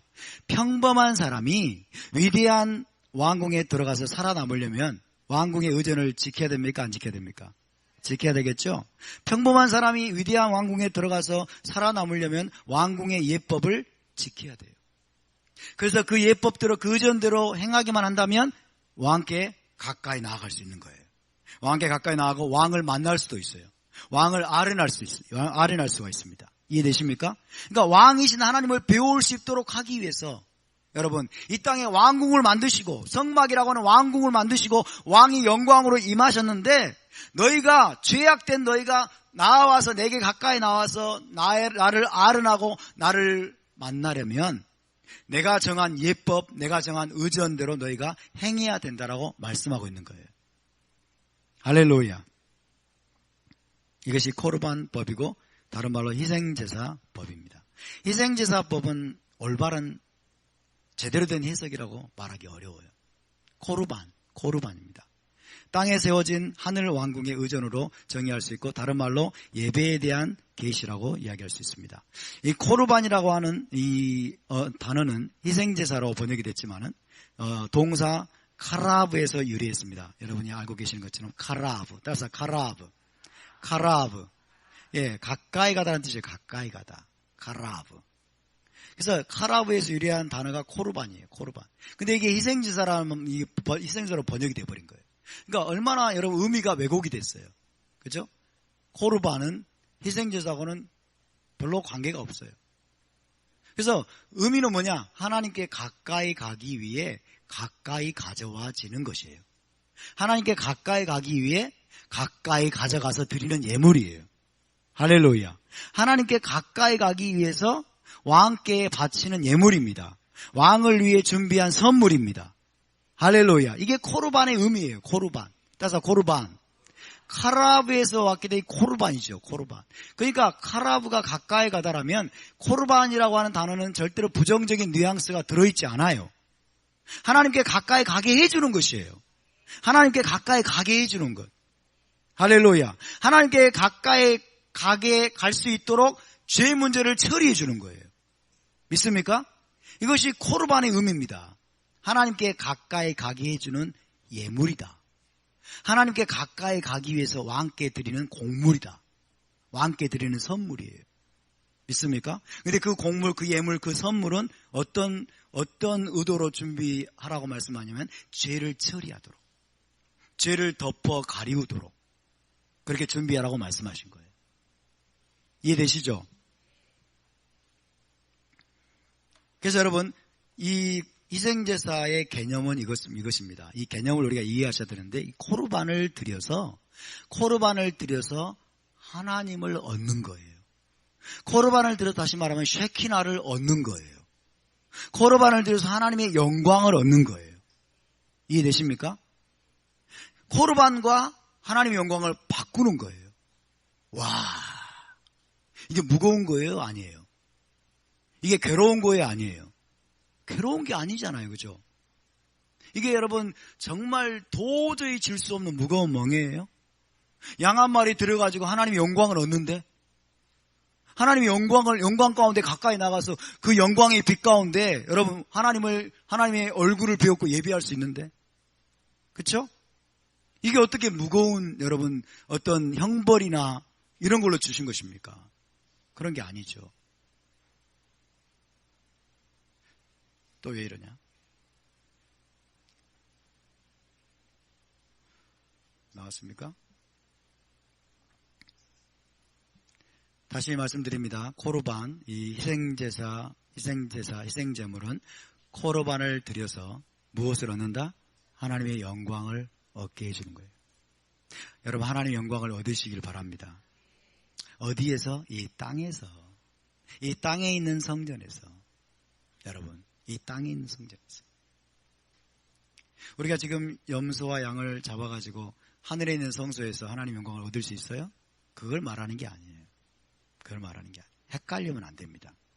자, 동물 희생제사에 대해서 많은 사람들이 오해하고 있죠. 동물 희생제사는 역겨운 것, 동물 희생제사는 그 더러운 피냄새 어떻게 견뎌, 동물 희생제사는 메스꺼운 것, 이 야만적인 것, 야만인들이나 고대시대 때 행했던 것, 우리 시대 때 우리같이 이렇게 위생적이고 깨끗하고 이제 문명화된 문명인들은 도저히 이거는 용납할 수 없는 것, 이런 식으로 생각을 합니다. 동물 희생제사에 대해서, 코르반에 대해서. 그러나 그것이 뭐예요? 헬라적인 사고예요. 그것이 인본적인 사고예요. 사람의 머리에서 나온 거예요. 그것은 성경에서 말하고 있는 게 아니에요. 동물 희생제사는 합법적인 것입니다. 자, 창세기 3장 21절부터 보실까요? 창세기 3장에서부터 벌써 이게 나옵니다. 시작. 여호와 하나님이 아담과 그의 아내를 위하여 가죽옷을 지어 입히시니라. 그런 말은 여러분, 아담과 하와가 범죄했을 때 하나님이 제일 먼저 하신 게 뭐예요? 동물을 죽이신 거예요. 가죽옷을 지어 입히시려면 동물을 죽이셔야만 했어요. 하나님이 최초로 동물을 죽이신 거예요. 동물을 희생시킨 거예요. 동물의 피를 최초로 하나님 흘리신 거예요. 동물의 피를 최초로 흘리신 분이 누구세요? 하나님이세요. 누구를 위해서? 아담과 하와를 위해서. 이게 동물 희생제사의 기원입니다. 아멘? 아담과 하와가 죄를 범하지 않았다면 여러분, 하나님이 동물을 죽여야 될 필요가 있어요? 없어요? 동물을 죽여야 할 필요가 전혀 없어요. 그렇죠? 근데 아담과 하와는 이것을 알았을 것입니다. 자기들이 범죄하기 전에는 동물이 죽어야 될 필요가 없었는데 동물이 죽은 거예요. 그러면 아담과 하와가 뭘 깨달았을까요? 자기들 때문에 동물이 죽었다는 것을 알았을 거예요. 그렇죠? 인간의 죄 때문에 여러분, 동물이 희생됐다는 것을 알았던 거예요. 하나님이 동물을 희생시킨 것은 무엇 때문에? 인간의 죄 때문에. 맞습니까?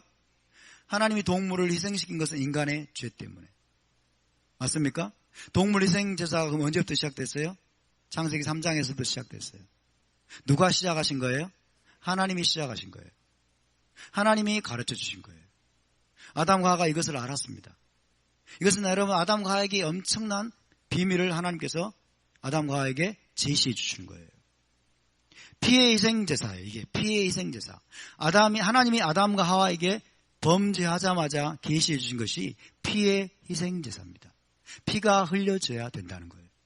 범죄한 인간이 하나님의 영광 가운데 다시 나오려면, 이 현 세상에서, 이 땅에서 하나님의 영광 가운데 다시 하나님 앞에 나오려면 피가 흘려져야 된다. 뭐 때문에? 죄 때문에. 너희의 죄를 가려줄, 너희의 죄를 일시적으로 한시적으로 덮어줄 피가 흘려져야 너희가 다시 내 앞에 나올 수 있다는 것을 하나님이 아담과 하와에게 가르쳐 주신 거예요. 맞습니까? 하나님이 시작하신 거라니까요. 여러분, 동물 희생제사가. 그래서 가죽옷을 그들에게 여러분 지어주셨는데 그들의 죄로 인해서 처음으로 다른 동물이 피를 흘리고 죽은 사건이죠. 그래서 이것은 피의 희생제사를 통해서만 죄인의 죄가 덮어지고 하나님께 나아올 수 있다는 것을 하나님이 아담과 하와에게 보여주신 것입니다. 이해되시죠?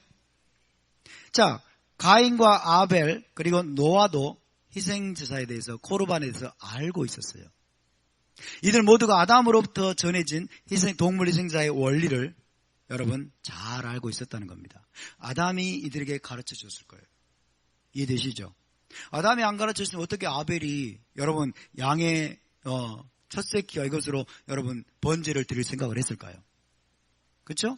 그러니까 아담과 하와가 자기 아들 아벨에게 가인에게 가르쳐 주신 거예요. 가르쳐 준 거예요. 죄인데 우리가 죄를 범했기 때문에 하나님 앞에 나가려면 양의 피가 흘려져야 된다는 것을, 그래서 양의 피를 가지고 번제를 드림으로써 우리가 하나님 앞에 예배할 수 있고 하나님 앞에 나갈 수 있다는 것을 아담과 하와가 아벨에게 가르쳐 준 거예요. 아멘? 가인에게는 안 가르쳐 줬을까요? 가인에게 가르쳐 줬어요. 근데 가인 이놈이, 죄송합니다, 이놈이라고 그래서 남자니까 놈이라고 그래야죠. 가인 이놈이 그걸 무시해버린 거예요. 그렇죠? 그래서 피의 희생제사를 가지고 하나님 앞에 나가야 그들의 죄가 덮어져서 하나님께서 그걸 받으시는데, 여러분 가인은 뭐예요? 그걸 싹 무시하고 그냥 곡식으로 드린 거죠. 땅의 소산을 그냥 드린 거죠. 이것이 하나님께 받아들여질 수 없는 이유입니다. 피의 희생제사를 드리지 않았기 때문에. 다시 말하면 자기의 죄의 문제를 처리할 수 있는 하나님의 합법적인 방법을 그가 무시한 거예요. 그러니까 하나님을 무시했기 때문에 그가 악한 거예요. 이해되십니까? 하나님의 방법과 하나님의 계시를 무시했기 때문에 가인이 악한 것입니다. 그러나 아벨은 하나님의 방법을 존중했습니다. 하나님의 방법대로 하나님 앞에 나가려고 했던 거예요. 할렐루야. 창세기 4장 3절 4절 시작. 세월이 지난 후에 가인은 땅의 소산으로 제물을 삼아 여호와께 드렸고 아벨은 자기도 양의 첫 새끼와 그 기름으로 드렸더니 여호와께서 아벨과 그의 제물은 받으셨으나, 양의 첫 새끼와 그의 기름으로, 양의 첫 새끼를 아마 분명히 여러분 죽였을 것입니다. 도살해서 그 피를 가지고 번제를 드린 거예요. 그래서 하나님이 아벨은 받으셨지만 가인은 받으실 수 없었던 이유가 바로 여기에 있습니다. 희생제사의 이 코르반의 원리를 우리가 이해해야만 가인의 제사를 왜 하나님이 물리쳤는지를 알 수가 있어요. 노아입니다. 창세기 8장 20절 21절 시작. 노아가 여호와께 제단을 쌓고 모든 정결한 짐승과 모든 정결한 새 중에서 제물을 취하여 번제로 제단에 드렸더니 여호와께서 그 향기를 받으시고. 노아가 여러분 제단을 쌓고 정결한 짐승과 정결한 새 중에서 제물을 취해서 번제로 하나님 앞에 제물을 드렸어요. 이것을 노아가 어떻게 알았을까요? 어떻게 알았을까요? 아담과 하와로부터 시작해서 아벨로 시작해서 믿음의 조상들이 다 전수해 준 거예요. 이것이 하나님이 계시해 주신 방법이 아니라면 하나님이 이걸 받을 필요가 있어요, 없어요? 하나님이 받지 않으십니다, 여러분. 하나님이 인간의 방법에 의해서 휘둘리는 분이십니까? 그런 분이 아니시죠. 근데 여호와께서 그 향기를 받으시고 그랬어요. 그 향기를 받으시고 하나님이 받으셨다라고 말씀하고 있어요. 동물 희생제사는 여러분 합법적인 것입니까? 아니면 잘못된 것입니까? 합법적인 것입니다. 하나님이 계시해 주신 것입니다. 하나님이 정한 방법입니다. 그러면 여러분 노아 시대에 하나님은 미개한 분이라서 동물 희생제사를 받으시고, 우리 시대 때는 하나님이 우리가 너무나 이제 우리가 문명인이 됐기 때문에 하나님이 이제 변모해가지고 문명의 하나님이 되셔가지고 이제 동물 희생제사를 다 폐해버리셨을까요? 하나님은 어제나 오늘이나 영원토록 동일하신 분이십니다. 맞습니까? 성경을 우리가 여러분 진짜 사람의 관점으로, 헬라적인 관점으로, 다르게 말하면 서구 기독교적인 관점으로 보지 않도록 조심해야 돼요. 그러면 하나님을 알 수가 없습니다, 여러분. 이방 종교들이 이 동물 희생제사를 왜곡했기 때문에 사실은 많은 거부감이 있는 것이 사실이죠. 이방 종교들이. 자, 신명기 12장 31절입니다. 시작. 내 하나님 여호와께는 내가 그와 같이 행하지 못할 것이라. 그들은 여호와께서 꺼리시며 가증히 여기시는 일을 그들의 신들에게 행하며 심지어 자기들의 자녀를 불살라 그들의 신들에게 드렸느니라. 동물희생제사, 동물의 피를 가지고 번제를 드리고 하나님 앞에 나가는 이것을 이것은 하나님이 허락하신, 하나님이 계시 주신 합법적인 것인데 이방 종교들이 그거를 왜곡시킨 거예요. 그걸 다 사단이 끌고 가가지고 이거를 엉뚱한 방향으로 왜곡시켜가지고 하나님의 진짜를 보지 못하게 만드는 거예요. 하나님이 주신 진짜를 보지 못하게 만드는 거예요. 이게 사단이 하는 짓이죠. 그래서 고대 근동의 종교들은 동물희생제사를 극단적으로 끌고 갑니다.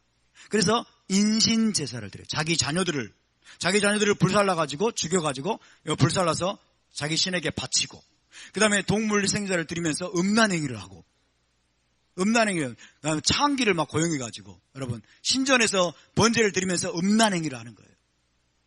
이런 짓들을 막 저질렀기 때문에 이런 것들로 인해서 동물희생제사 자체가 메스껍고 구역질나고 아주 미개한 것으로, 야만적인 것으로 이해하게 그렇게 왜곡되게 됐습니다만은 원래는 그렇지 않다는 것을 아셔야 됩니다.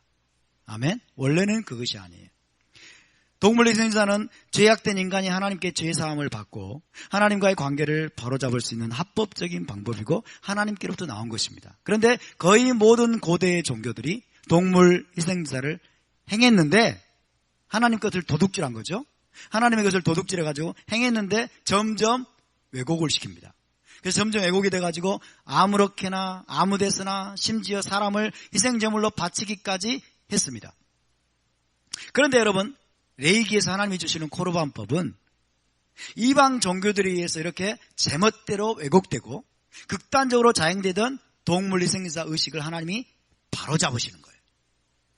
그리고 새롭게 정의하신 거예요. 새로운 정의를 내리신 거예요. 이방 종교에 의해서 왜곡된 모든 것들을 하나님이 다시 바로잡으시고 그럼으로써 이방 종교의 모든 영향을 차단하시는 겁니다. 할렐루야. 다시 말하면 물이 완전히 흐려졌는데 그 물을 하나님 다시 정결케 하는 그런 작업으로 코르반법을 주시는 겁니다. 여러분, 아벨과 노아와 아브라함과 이삭과 야곱 등등 우리 믿음의 선조들이 하나님 앞에 희생제사를 드렸습니다. 번제의 희생을 드렸습니다. 심지어 화목제도 드렸습니다. 그런데 하나님은 그것을 기쁘게 연락하셨어요. 할렐루야. 하나님은 그것을 기쁘게 연락하셨어요. 그런데 여러분, 이제 이 레위기 이후부터 하나님께서 모세 시대 이후부터는 이 번제의 희생 제사, 속죄제, 속건제 희생 제사, 이것 성막으로. 왜 이런 일이 벌어지는지 다시 보입니까?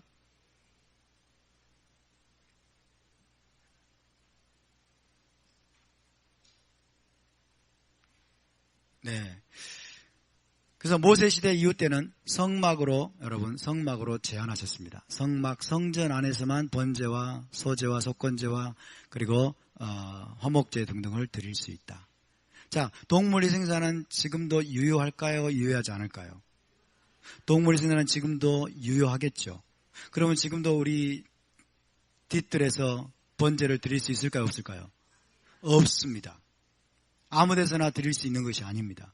하나님이 무엇으로 제한하시다고요? 성전으로, 성막 안에서만, 성전에서만 드리도록 제한하셨어요. 이것이 하나님의 방법이에요. 맞습니까? 지금 성전이 있습니까? 없습니까? 여기 성전 아닙니다. 아셔야 돼요. 이곳은 성전이 아니에요. 예루살렘 성전이 지금 파괴됐어요. 그러니까 지금 번제와 여러분 속죄제, 속건제를 드릴 수 있다 없다? 드릴 수 없습니다. 드릴 수 없지만은 여러분 번제와 그 다음에 속죄제, 이 희생제사 규례가 폐해졌다 안 폐해졌다? 폐해지지 않았다. 하나님의 법은 폐해질 수 없습니다.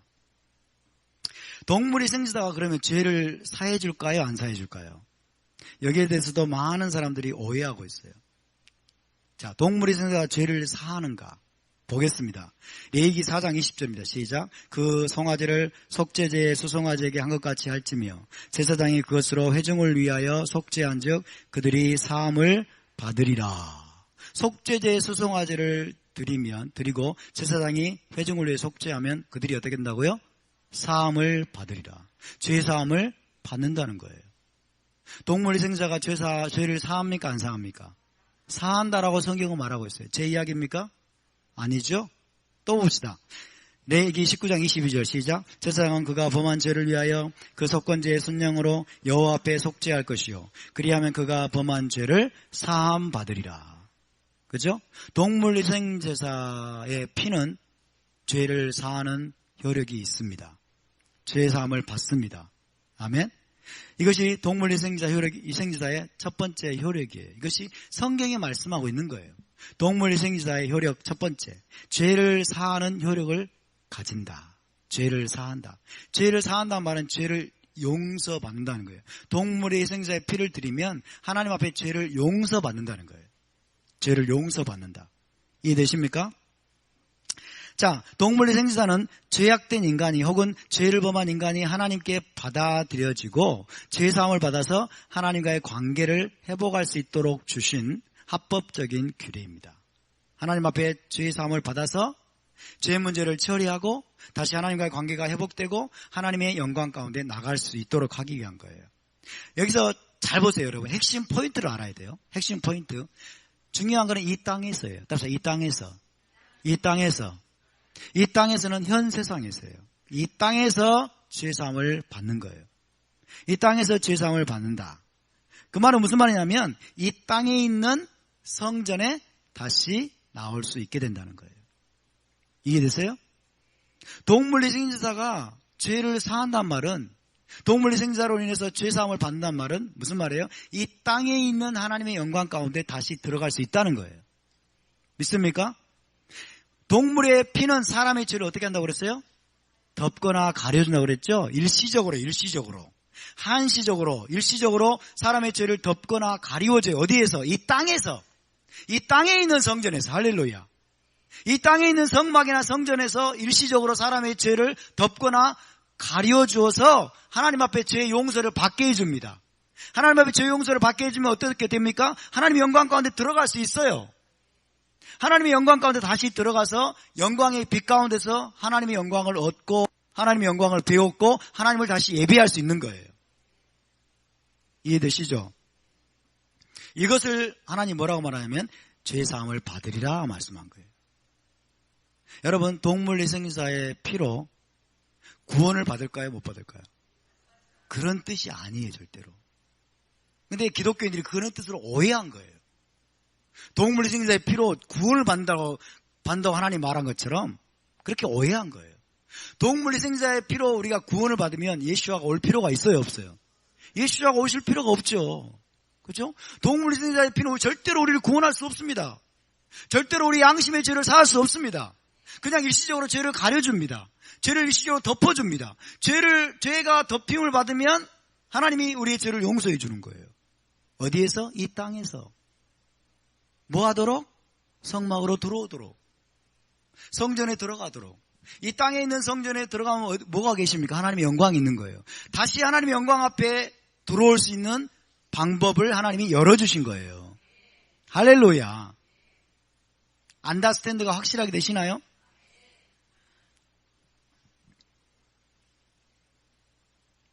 동물희생자의 한계입니다. 한계를 아셔야 돼요.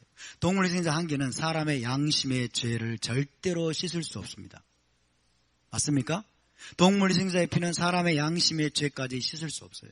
양심의 죄를 깨끗이 씻어서 사람을 올라마바, 오는 세상입니다. 새 예루살렘, 올라마바에 들어가게 할 수 없다는 거예요. 여러분, 양심의 죄의 씻김을 받고 우리가 영생을 얻는 것, 올라마바에 들어가는 것, 이것을 구원이라고 말하고 이것을 영생이라고 말합니다. 동물희생자의 피는 올라마바와 관계가 있다 없다? 올라마바와 관계가 없어요. 올라마바가 뭐예요? 새 예루살렘이에요. 새 예루살렘 뭐예요? 완전히 회복되는 에덴 동산이에요. 그렇죠? 동물의 희생자는 영생과 관계가 있다 없다? 없습니다. 동물의 희생자는 구원과 관계가 있다 없다? 없습니다. 동물의 희생자는 새 예루살렘과 관계가 있다 없다? 없습니다. 동물의 희생자는 우리의 양심의 죄를 씻을 수 있다 없다? 없습니다. 그죠? 등가가 안 돼요. 등가가 성립이 안 돼요. 등가가 아니에요, 여러분. 사람의 피와 동물의 피가 어떻게 같아요? 같을 수가 없죠. 그러니까 동물의 피를 하나님이 사람의 죄를 씻으라고 주신 거예요, 아니에요? 아니에요. 그런 목적으로 준 게 아니에요. 동물의 피를 여러분 사람의 죄를 씻으라고 준 게 아니에요. 죄 씻어서 동물의 피로 죄를 씻어서 구원받으라고 준 게 아니에요. 영생을 얻으라고 준 게 아니에요. 그런 목적이 아니에요. 이해되십니까? 그러니까 메시아의 피하고 동물의 피가 서로 충돌합니까? 안 합니까? 충돌 안 한다니까요. 충돌 안 하니까 패할 필요가 있어요? 없어요? 패할 필요가 없다니까요. 왜 자꾸 패하려고 그래? 하나님이 주신 거를. 하나님이 주신 좋은 거를. 충돌하면 패해버려야 되겠죠. 지가 감히 사람의 죄를 씻으려고 하면은. 그죠? 동물의 피 주제에 사람의 양심의 죄를 씻으려고 감히 여러분 그냥 깝죽대면은 확 그냥 없애버려야죠. 그죠? 메시아의 피에 대한 모독이기 때문에. 동물의 피는 그런 능력이 없습니다. 그런 의도로 하나님이 주신 게 아니에요. 우리의 죄를 씻어서 우리를 구원할 수도 없고 영생을 줄 수도 없고 여러분 올라마바에 들어가게 할 수도 없습니다. 하늘 성소에 들어가게 할 수도 없습니다. 동물의 피는 어디에 뿌려진다? 땅에 있는 성소에 뿌려지는 거예요. 예수와의 피는 어디에 뿌려진다? 하늘의 성소에 뿌려집니다. 차원이 달라요. 아멘? 우리의 양심의 죄를 씻어서 우리에게 영생을 주시는 것은 오직 무엇이다? 메시아의 피로만 가능합니다. 예수와의 피로만 가능합니다. 예수와의 피로 구원받은 여러분을 축복합니다. 할렐루야. 자, 동물위생자 첫 번째는 우리의 죄를 덮어서 우리의 죄를 가리워서 하나님 앞에 용서받게 한다라고 했죠. 16장 레기 16장 18절 19절입니다. 시작. 그는 여호와 앞 제단으로 나와서 그것을 위하여 속죄할지니 곧 그 수송아지의 피와 염소의 피를 가져다가 제단 귀퉁이 뿔들에 바르고 또 손가락으로 그 피를 그 위에 7번 뿌려 이스라엘 자손의 부정에서 제단을 성결하게 할 것이요. 수많은 크리스찬들이 대부분의 신학자들과 목회자들이 오해하고 있고 알지 못하는 게 바로 두 번째입니다. 동물위생자를 하나님이 여러분 그 피를 드리라고 하신 두 번째 이유는 뭐냐면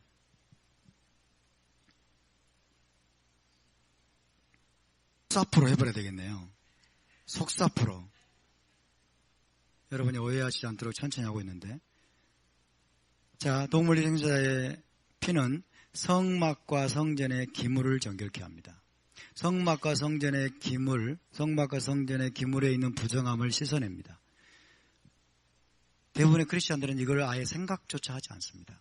생각조차 하지 않고 동물위생자가 또 드려? 그러면서 우리 죄는 다 예수의 피를 씻게 받았는데 동물위생자를 왜 드려? 그러면서 막 무작정 또 생각을 하죠. 그러나 토라에 의하면 성막과 성전의 기물을 정결케 합니다. 동물위생자의 피는 무엇보다도 땅에 있는 성막, 성전의 기물들에 발라서 모든 부정함을 씻어내는 정결케 하는 용도로 사용합니다. 부지 중에 죄를 범한 이스라엘 백성들이 성막에 들어오겠죠. 성전에 들어오겠죠. 죄를 씻지 않고. 부지 중에 죄를 범한 이스라엘 백성들이 성막과 성전을 막 드나들다 보면 여러분 성막이 부정하게 되고 더럽혀진다는 거예요. 그 죄로 인한 부정함에 감염이 돼가지고 번제단도 더럽혀지고 성막의 기물들이 더럽혀진다는 것이고 심지어 제사장조차도 부지 중에 죄를 범하고 성소에 들어가요. 성소에 들어가면 그 성소의 향단과 이런 것들이 더 더럽혀져요. 그래서 그 더럽혀진 부정함을 씻어내는 게 뭐예요? 동물의 피라고 말씀합니다. 양과 염소의 피로 그것들을 씻으라고 말씀하는 거예요. 이것이 핵심 포인트인데 핵심 포인트는 뭐냐면 땅에 있는 성막에서만 효력을 발휘합니다.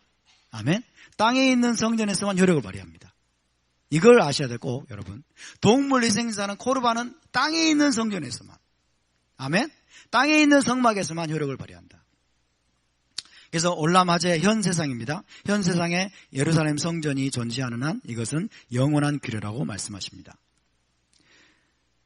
레위기 6장 22절 시작. 이 소제는 아론의 자손 중 기름 부음을 받고 그를 이어 제사장 된 자가 드릴 것이요 영원한 규례로 여호와께 온전히 불사를 것이며 영원한 규례라고 말씀하죠. 토라에서 영원. 자, 토라에서 영원을 아셔야 됩니다. 토라에서 영원은 뭐냐? 현 세상이 존재할 때까지예요. 현 세상은 이 지금 현재의 하늘과 땅을 말합니다. 현재의 하늘과 땅.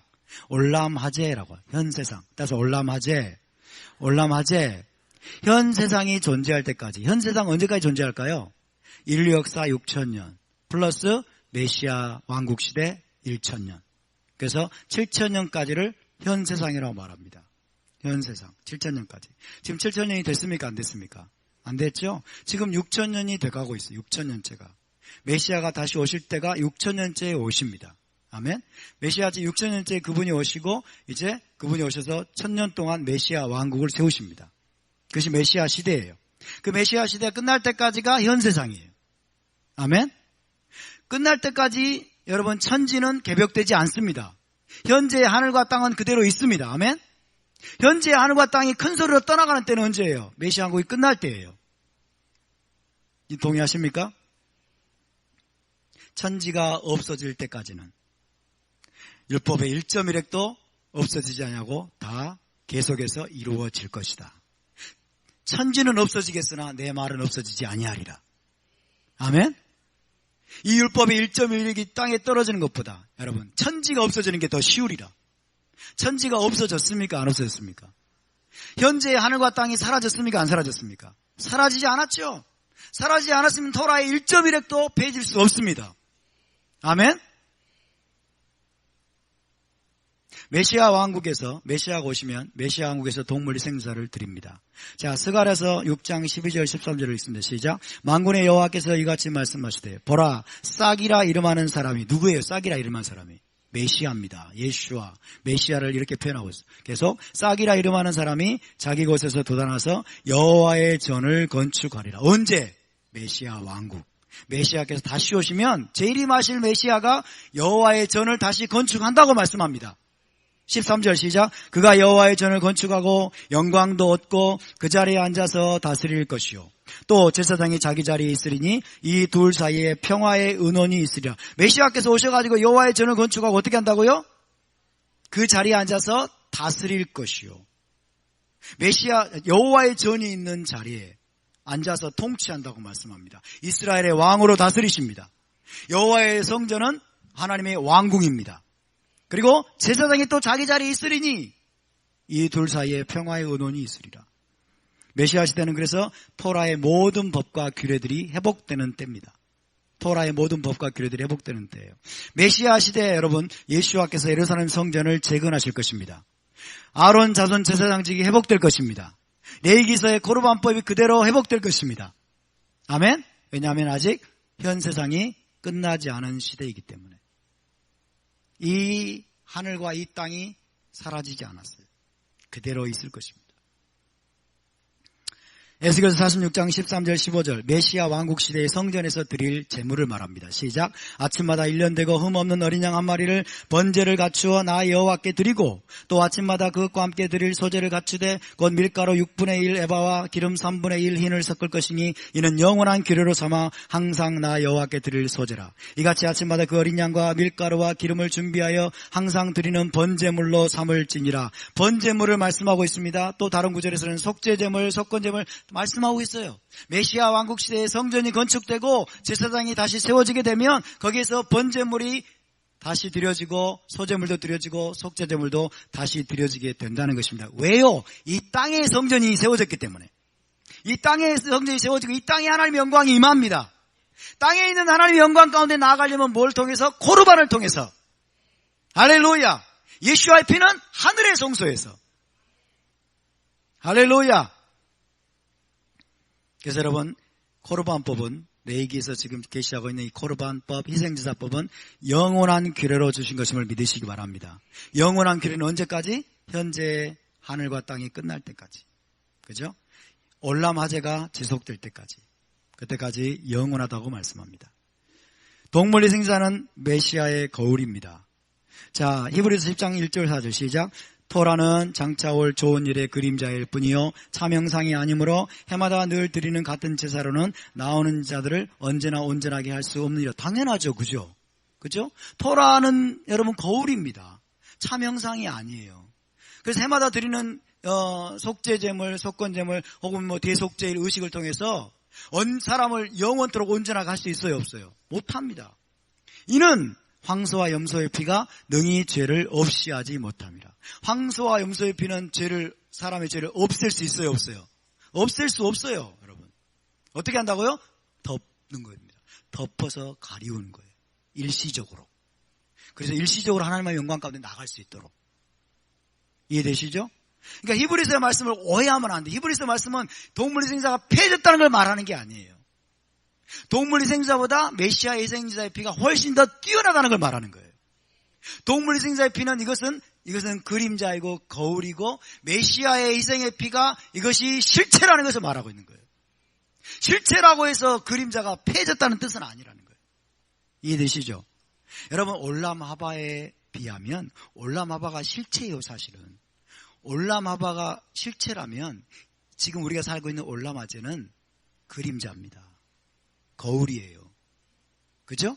그림자니까 올람하제가 지금 폐해졌나요? 안 폐해졌어요. 그림자는 언제까지? 현 세상이 끝날 때까지. 메시아 왕국이 끝날 때까지. 토라의 목적은 궁극적으로 메시아를 보여주고 메시아께로 인도하는 것입니다. 동물희생자를 포함한 토라 전체가 첫 번째, 잘 들으세요. 이 땅에서 합법적인 효력을 지닙니다. 현 세상에서, 이 땅에서 합법적인 효력을 지녀요. 그래서 현 세상이 존재하는 한 지켜 행하라고 하나님 말씀하십니다. 그러면서 동시에 더 중요한 목적이 있는데 메시아를 보여주고 메시아께로 인도하는 거예요. 메시아의 대리희생적인 죽으심을 미리 보여주고 고대하도록 하기 위해서 여러분 코르반법을 주신 것을 믿으시기 바랍니다. 메시아를 보여주는 역할만 하는 것이 아니라는 거예요. 메시아를 보여주고 메시아께로 인도하는 게 가장 중요한 역할이지만 그러나 합법적인 역할은 뭐예요? 이 땅에서 합법적인 역할을 한다는 것을 기억하시기 바랍니다. 메시아의 대리희생은 동물의 피와는 다릅니다. 동물의 피와는 달리 양심의 죄를 깨끗하게 씻어줍니다. 할렐루야. 깨끗하게 씻어서 영생을 주십니다. 그래서 우리를 올라마바의 에덴 동산으로 돌아가게 만드십니다. 메시아의 피는 이 땅의 성소에 뿌려진 것이 아니고 하늘 성소에 단번에 뿌려져서 여러분 우리의 모든 죄를 씻었음을 믿으시기 바랍니다. 그래서 현재 우리의 예배는 뭡니까 그러면?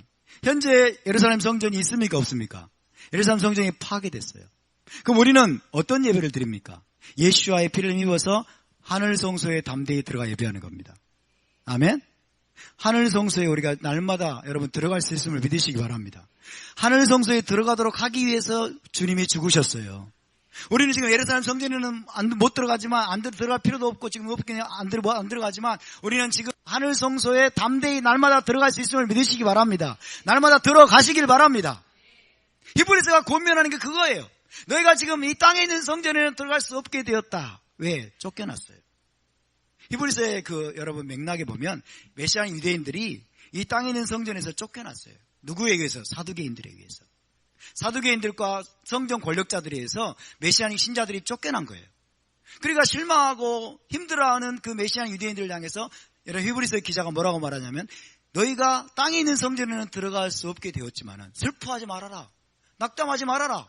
동물희생자를 못 드린다고 해서 낙담하지 말아라. 날마다 메시아의 그 피를 힘입어서 너희가 성소에 들어갈 담력을 얻었느니라. 하늘 성소에 들어갈 수 있다라고 말하는 거예요. 할렐루야. 여러분 하늘 성소에 담대히 들어가시길 바랍니다. 그러나 여러분 예루살렘 성전이 세워지게 되면 어떻게 될까요? 예루살렘 성전이 세워지게 되면 땅에 있는 성전도 있고 하늘에도 성소가 있겠죠. 그죠? 땅에 있는 성전에 우리가 동물 희생제사 코르반을 통해서 들어가겠죠. 그렇죠? 그러나 우리가 예루살렘에 못 가면 어떻게 됩니까? 예루살렘 못 가면 이곳에서 예수와의 피를 입어서 날마다 하늘 성소에 들어가면 돼요. 맞습니까? 날마다 하늘 성소에 들어가면 되는 것인데 날마다 하늘 성소에 들어가는 것은 이것은 영적인 일이기 때문에 땅에 있는 성소에 들어가서 하나님의 영광을 배우는 것만큼 여러분 생생하지 못해요. 실제적이지 못해요. 그냥 모호하잖아요. 그죠? 들어간 것 같기도 하고 못 들어간 것 같기도 하고 이건 믿음으로 들어가는 거예요. 믿음으로. 이해됐어요? 그러니까 예루살렘에 가서 하나님의 영광을 실제로 배우기를 사모하겠죠. 열방이 그래서 예루살렘으로 나온다고 말하는 거예요. 열방이 예루살렘에 가서 하나님의 영광을 배우는 거예요. 그렇죠?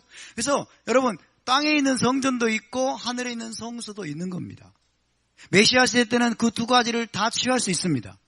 그런데 여러분 이제 올라마제가 끝나면 새 예루살렘이 이 땅으로 내려오게 되면 그 둘이 하나가 됩니다. 하늘이 땅으로 내려오게 됩니다. 그 시대가 에덴 동산의 완전한 회복입니다. 그때를 향해서 달리시길 바랍니다. 할렐루야. 자, 마지막으로 여러분, 이 레위기를 통해서 보여주고 있는 죄사함의 원리에 대해서 살펴보겠습니다. 레위기를 통해서 하나님이 이것을 확실하게 가르쳐주고 계십니다. 죄사함의 원리를, 어떻게 너희가 죄사함을 받느냐. 이 땅에 있는 성전에서 이 죄사함의 원리대로 실행하라고 말씀하면서 동시에 메시아를 통해서 이루어질 것을 하나님 우리에게 계시해주고 있는 거예요. 그냥 하나님 용서해 주세요 이런다고 용서해 주는 게 아니에요. 그렇죠? 하나님 잘못해서 용서해 주세요 그렇다고 하나님 우리의 죄를 다 여러분 사해 줄 수 있을까요? 그렇지 않아요. 죄가 적절하게 처리가 돼야 돼요. 이해되시죠? 죄가 적절하게 처리가 돼야 이것이 하나님의 공의를 충족하는 겁니다. 그것이 죄사함의 원리입니다. 자, 이 코르반 희생제사 규례가 바로 죄사함의 원리를 정확하게 보여주고 있습니다. 하나님의 관점에서 어떻게 해야 우리의 죄가 처리되고 우리의 죄가 씻김 받아서 다시 하나님의 영광 가운데 나아갈 수 있는가 하는 거예요. 첫 번째 말하기 전에 죄를 그러면 우리가 사함 받아야 될 이유가 뭐냐? 죄를 처리해야 될 이유가 뭐냐면 하나님의 영광 앞에 나가기 위해서. 아멘? 하나님의 영광 앞에 나가기 위해서. 죄 때문에 하나님의 영광 앞에 못 나가기 때문에. 그냥 용서해 주세요만 하고 나갈 수 없다는 거예요. 그냥 용서해 주세요만 하고 나가는 게 아니고 죄가 지어졌으면, 죄가 저질러졌으면 반드시 피가 흘려져야 된다는 걸 말하죠. 반드시 피가. 첫 번째, 그래서 여러분 죄사함을 받아서 하나님의 영광 앞에 나가려면 대리희생 제물이 준비되어야 된다. 대리희생 제물이 있어야 된다는 것을 먼저 말씀하십니다. 왜냐하면 죄는 죄예요. 죄는 죄이기 때문에 죄인은 죽어야 됩니다. 죄의 싹은 사망입니다. 아멘? 죄는 죄예요. 하나님이 용서해주고 싶어도, 그냥 하나님이 받아들여주고 싶어도 이것이 하나님의 원리이기 때문에 하나님은 그냥 뒷구멍으로 우리의 죄를 여러분 용서해 줄 수 없어요. 그렇죠? 죄는 죄이기 때문에 죄와 하나님은 공존할 수 없습니다. 죄인은 죽어야 됩니다. 그런데 하나님은 모든 죄인을 다 여러분 죽이려고 하지 않으셨어요. 하나님의 공의에 따라 모든 죄인은 죽어야 되지만은 하나님의 엄청난 자비와 긍휼은 대리희생 제물을 준비하도록 하나님 말씀하신 거예요. 그래서 대리희생 제물이 준비되어야 된다. 첫 번째 원리입니다. 두 번째는 죄를 자백해야 됩니다. 죄를 자백해야 됩니다. 죄인은 진심으로 자신의 죄를 자백하면서 회개해야 됩니다. 여러분, 성막에 들어갈 때 죄인이 그냥 동물희생 제물만 띡 던져주고, 하나님 여기 동물희생제 있어요? 용서해 주실 거죠? 그러면 용서해 주실까요? 아니에요. 진심으로 자신의 죄를 깨닫고 자백하고 진심으로 회개해야 돼요. 진심으로 회개하지도 않고 속건제물만 드리면 되지 뭐. 속죄제물만 드리면 되지 뭐. 그리고 양 염소 잡아가지고 피 뿌리고 그러면 여러분 하나님이 용서해 주실까요? 안 해주실까요? 안 해주십니다. 그런 걸 하나님은 가증하다고 말합니다. 가증하다. 죄를 진심으로 여러분 자백하시기 바랍니다. 예수와의 피만 이야기하면서 우리가 여러분 자백하지 않고 진정으로 회개하지 않으면 우리의 죄를 하나님 용서해 주실까요? 용서 안 해주세요. 하나님은 속지 않으십니다. 원리는 똑같아요. 세 번째, 안수를 통해서 죄인과 재물이 동일시 되어야 된다고 말씀하십니다. 죄인과 재물이 동일시. 그래서 죄를 자백하면서 안수하라고 말해요. 안수하는 순간 죄인과 재물이 동일시 되는 거예요. 죄인과. 그래서 죄가 그에게 전가되고 이 재물은 죄인과 똑같은 것으로 취급이 됩니다. 하나님이 그렇게 여기시겠다라고 말씀하신 거예요. 아멘? 그러니까 드려질 동물에게 안수합니다. 마찬가지로 예수와께서도 우리 죄인들과 동일시 되신 분임을 믿으시기 바랍니다. 죄인과 같이 되어버리셨어요. 그분도. 죄가 없으신 분이 죄가 되어버리셨어요. 죄인과 똑같이 되어버리셨어요. 죄인처럼 여기심을 받게 됐어요. 네 번째는 재물이 피를 흘리고 죽어야 됩니다. 피를 흘리고. 그냥 죽으면 안 돼. 그냥 죽으면 안 되고 여러분 도살에서 피가 다 흘려져야 돼. 피가 죄를 덮어서 사하기 때문에. 피가 죄를 덮어서 사하기 때문에 반드시 피를 흘리고 그 다음에 그 피를 제단에 뿌리게 하셨어요. 그 제단에 피를 뿌리라고 말씀하셨어요. 그 뿌림으로써 제단을 정결하게 하죠. 그죠? 제단의 부정함을 씻어내고. 재물이 피를 흘리고 죽어야 돼요. 우리 주 예수와께서는 피를 흘리고 죽으신 분이십니다. 아멘. 그분이 피를 다 흘리셨어요. 물과 피를 남김없이 다 흘리셨다라고 말씀하고 있어요. 다섯 번째, 그러고 나면 생명의 교환이 일어납니다. 생명의 교환. 재물은 죽고 죄인은 살게 됩니다. 할렐루야. 재물이 대신 죽는 거예요. 재물이 대신 죽으면 하나님은 그 죄인이 죽은 것으로 간주하시는 겁니다. 할렐루야. 그러면서 그 죄인을 살려주시는 거예요. 재물이 죄인을 대신해 죽고 죄인은 죄사함을 받고서 이제 하나님께 용서를 받고 살게 됩니다. 우리 주 예수와께서 죽으실 때 여러분 우리가 죽은 것을 믿으시기 바랍니다. 그분이 우리를 대신해서 죽으신 것을 믿으시기 바랍니다. 우리와 동일시되어서 그분이 죽으셨어요. 사도 바울은 그분이 죽으실 때 우리도 함께 죽었다라고 말하는 거예요. 그분의 죽으심으로 대신 죽으심으로 말미암아 하나님이 우리의 죄를 씻으시고 우리를 용서하시고 우리를 살려주신 것을 믿으시기 바랍니다. 생명의 교환이 일어난 것입니다. 이것이 하나님의 원리예요, 여러분. 정확히 이런 원리에 따라서 성막의 코르반 제사가 이루어지게 되고 그 다음에 예수와께서도 정확하게 이런 원리에 따라서 십자가에서 죽으신 것을 믿으시기 바랍니다. 그리고 나면 마지막 최종적인 은혜는 뭐냐면 이제 하나님의 영광 가운데 나갈 수 있게 됩니다. 하나님의 셰키나를 얻을 수 있게 됩니다. 할렐루야. 우리의 목적은 뭐예요? 그 영광 가운데 다시 돌아가는 거예요. 그 영광의 빛 가운데 영원토록 거하는 거예요. 새 예루살렘 성에 우리가 영원토록 거하는 것입니다. 이것을 위해서 주님께서 레위기를 통해서 여러분 죄사함의 원리를 보여주시고 이 땅의 성전에서 그것을 실행하게 하시고 그러므로서 메시아를 고대하게 하시고 그리고 때가 참에 메시아를 보내셔가지고 하늘 성소에서 여러분 우리를 대신해서 죽으셔서 피를 뿌리실 메시아를 보내주시고 결국 우리로 하여금 생명을 얻게 해서 에덴 동산으로 하나님의 영광 가운데 다시 돌아갈 수 있게 하신 그 하나님을 찬양하고 높여드립니다. 할렐루야. 우리 하나님께 영광의 박수 한번 올려드리겠습니다.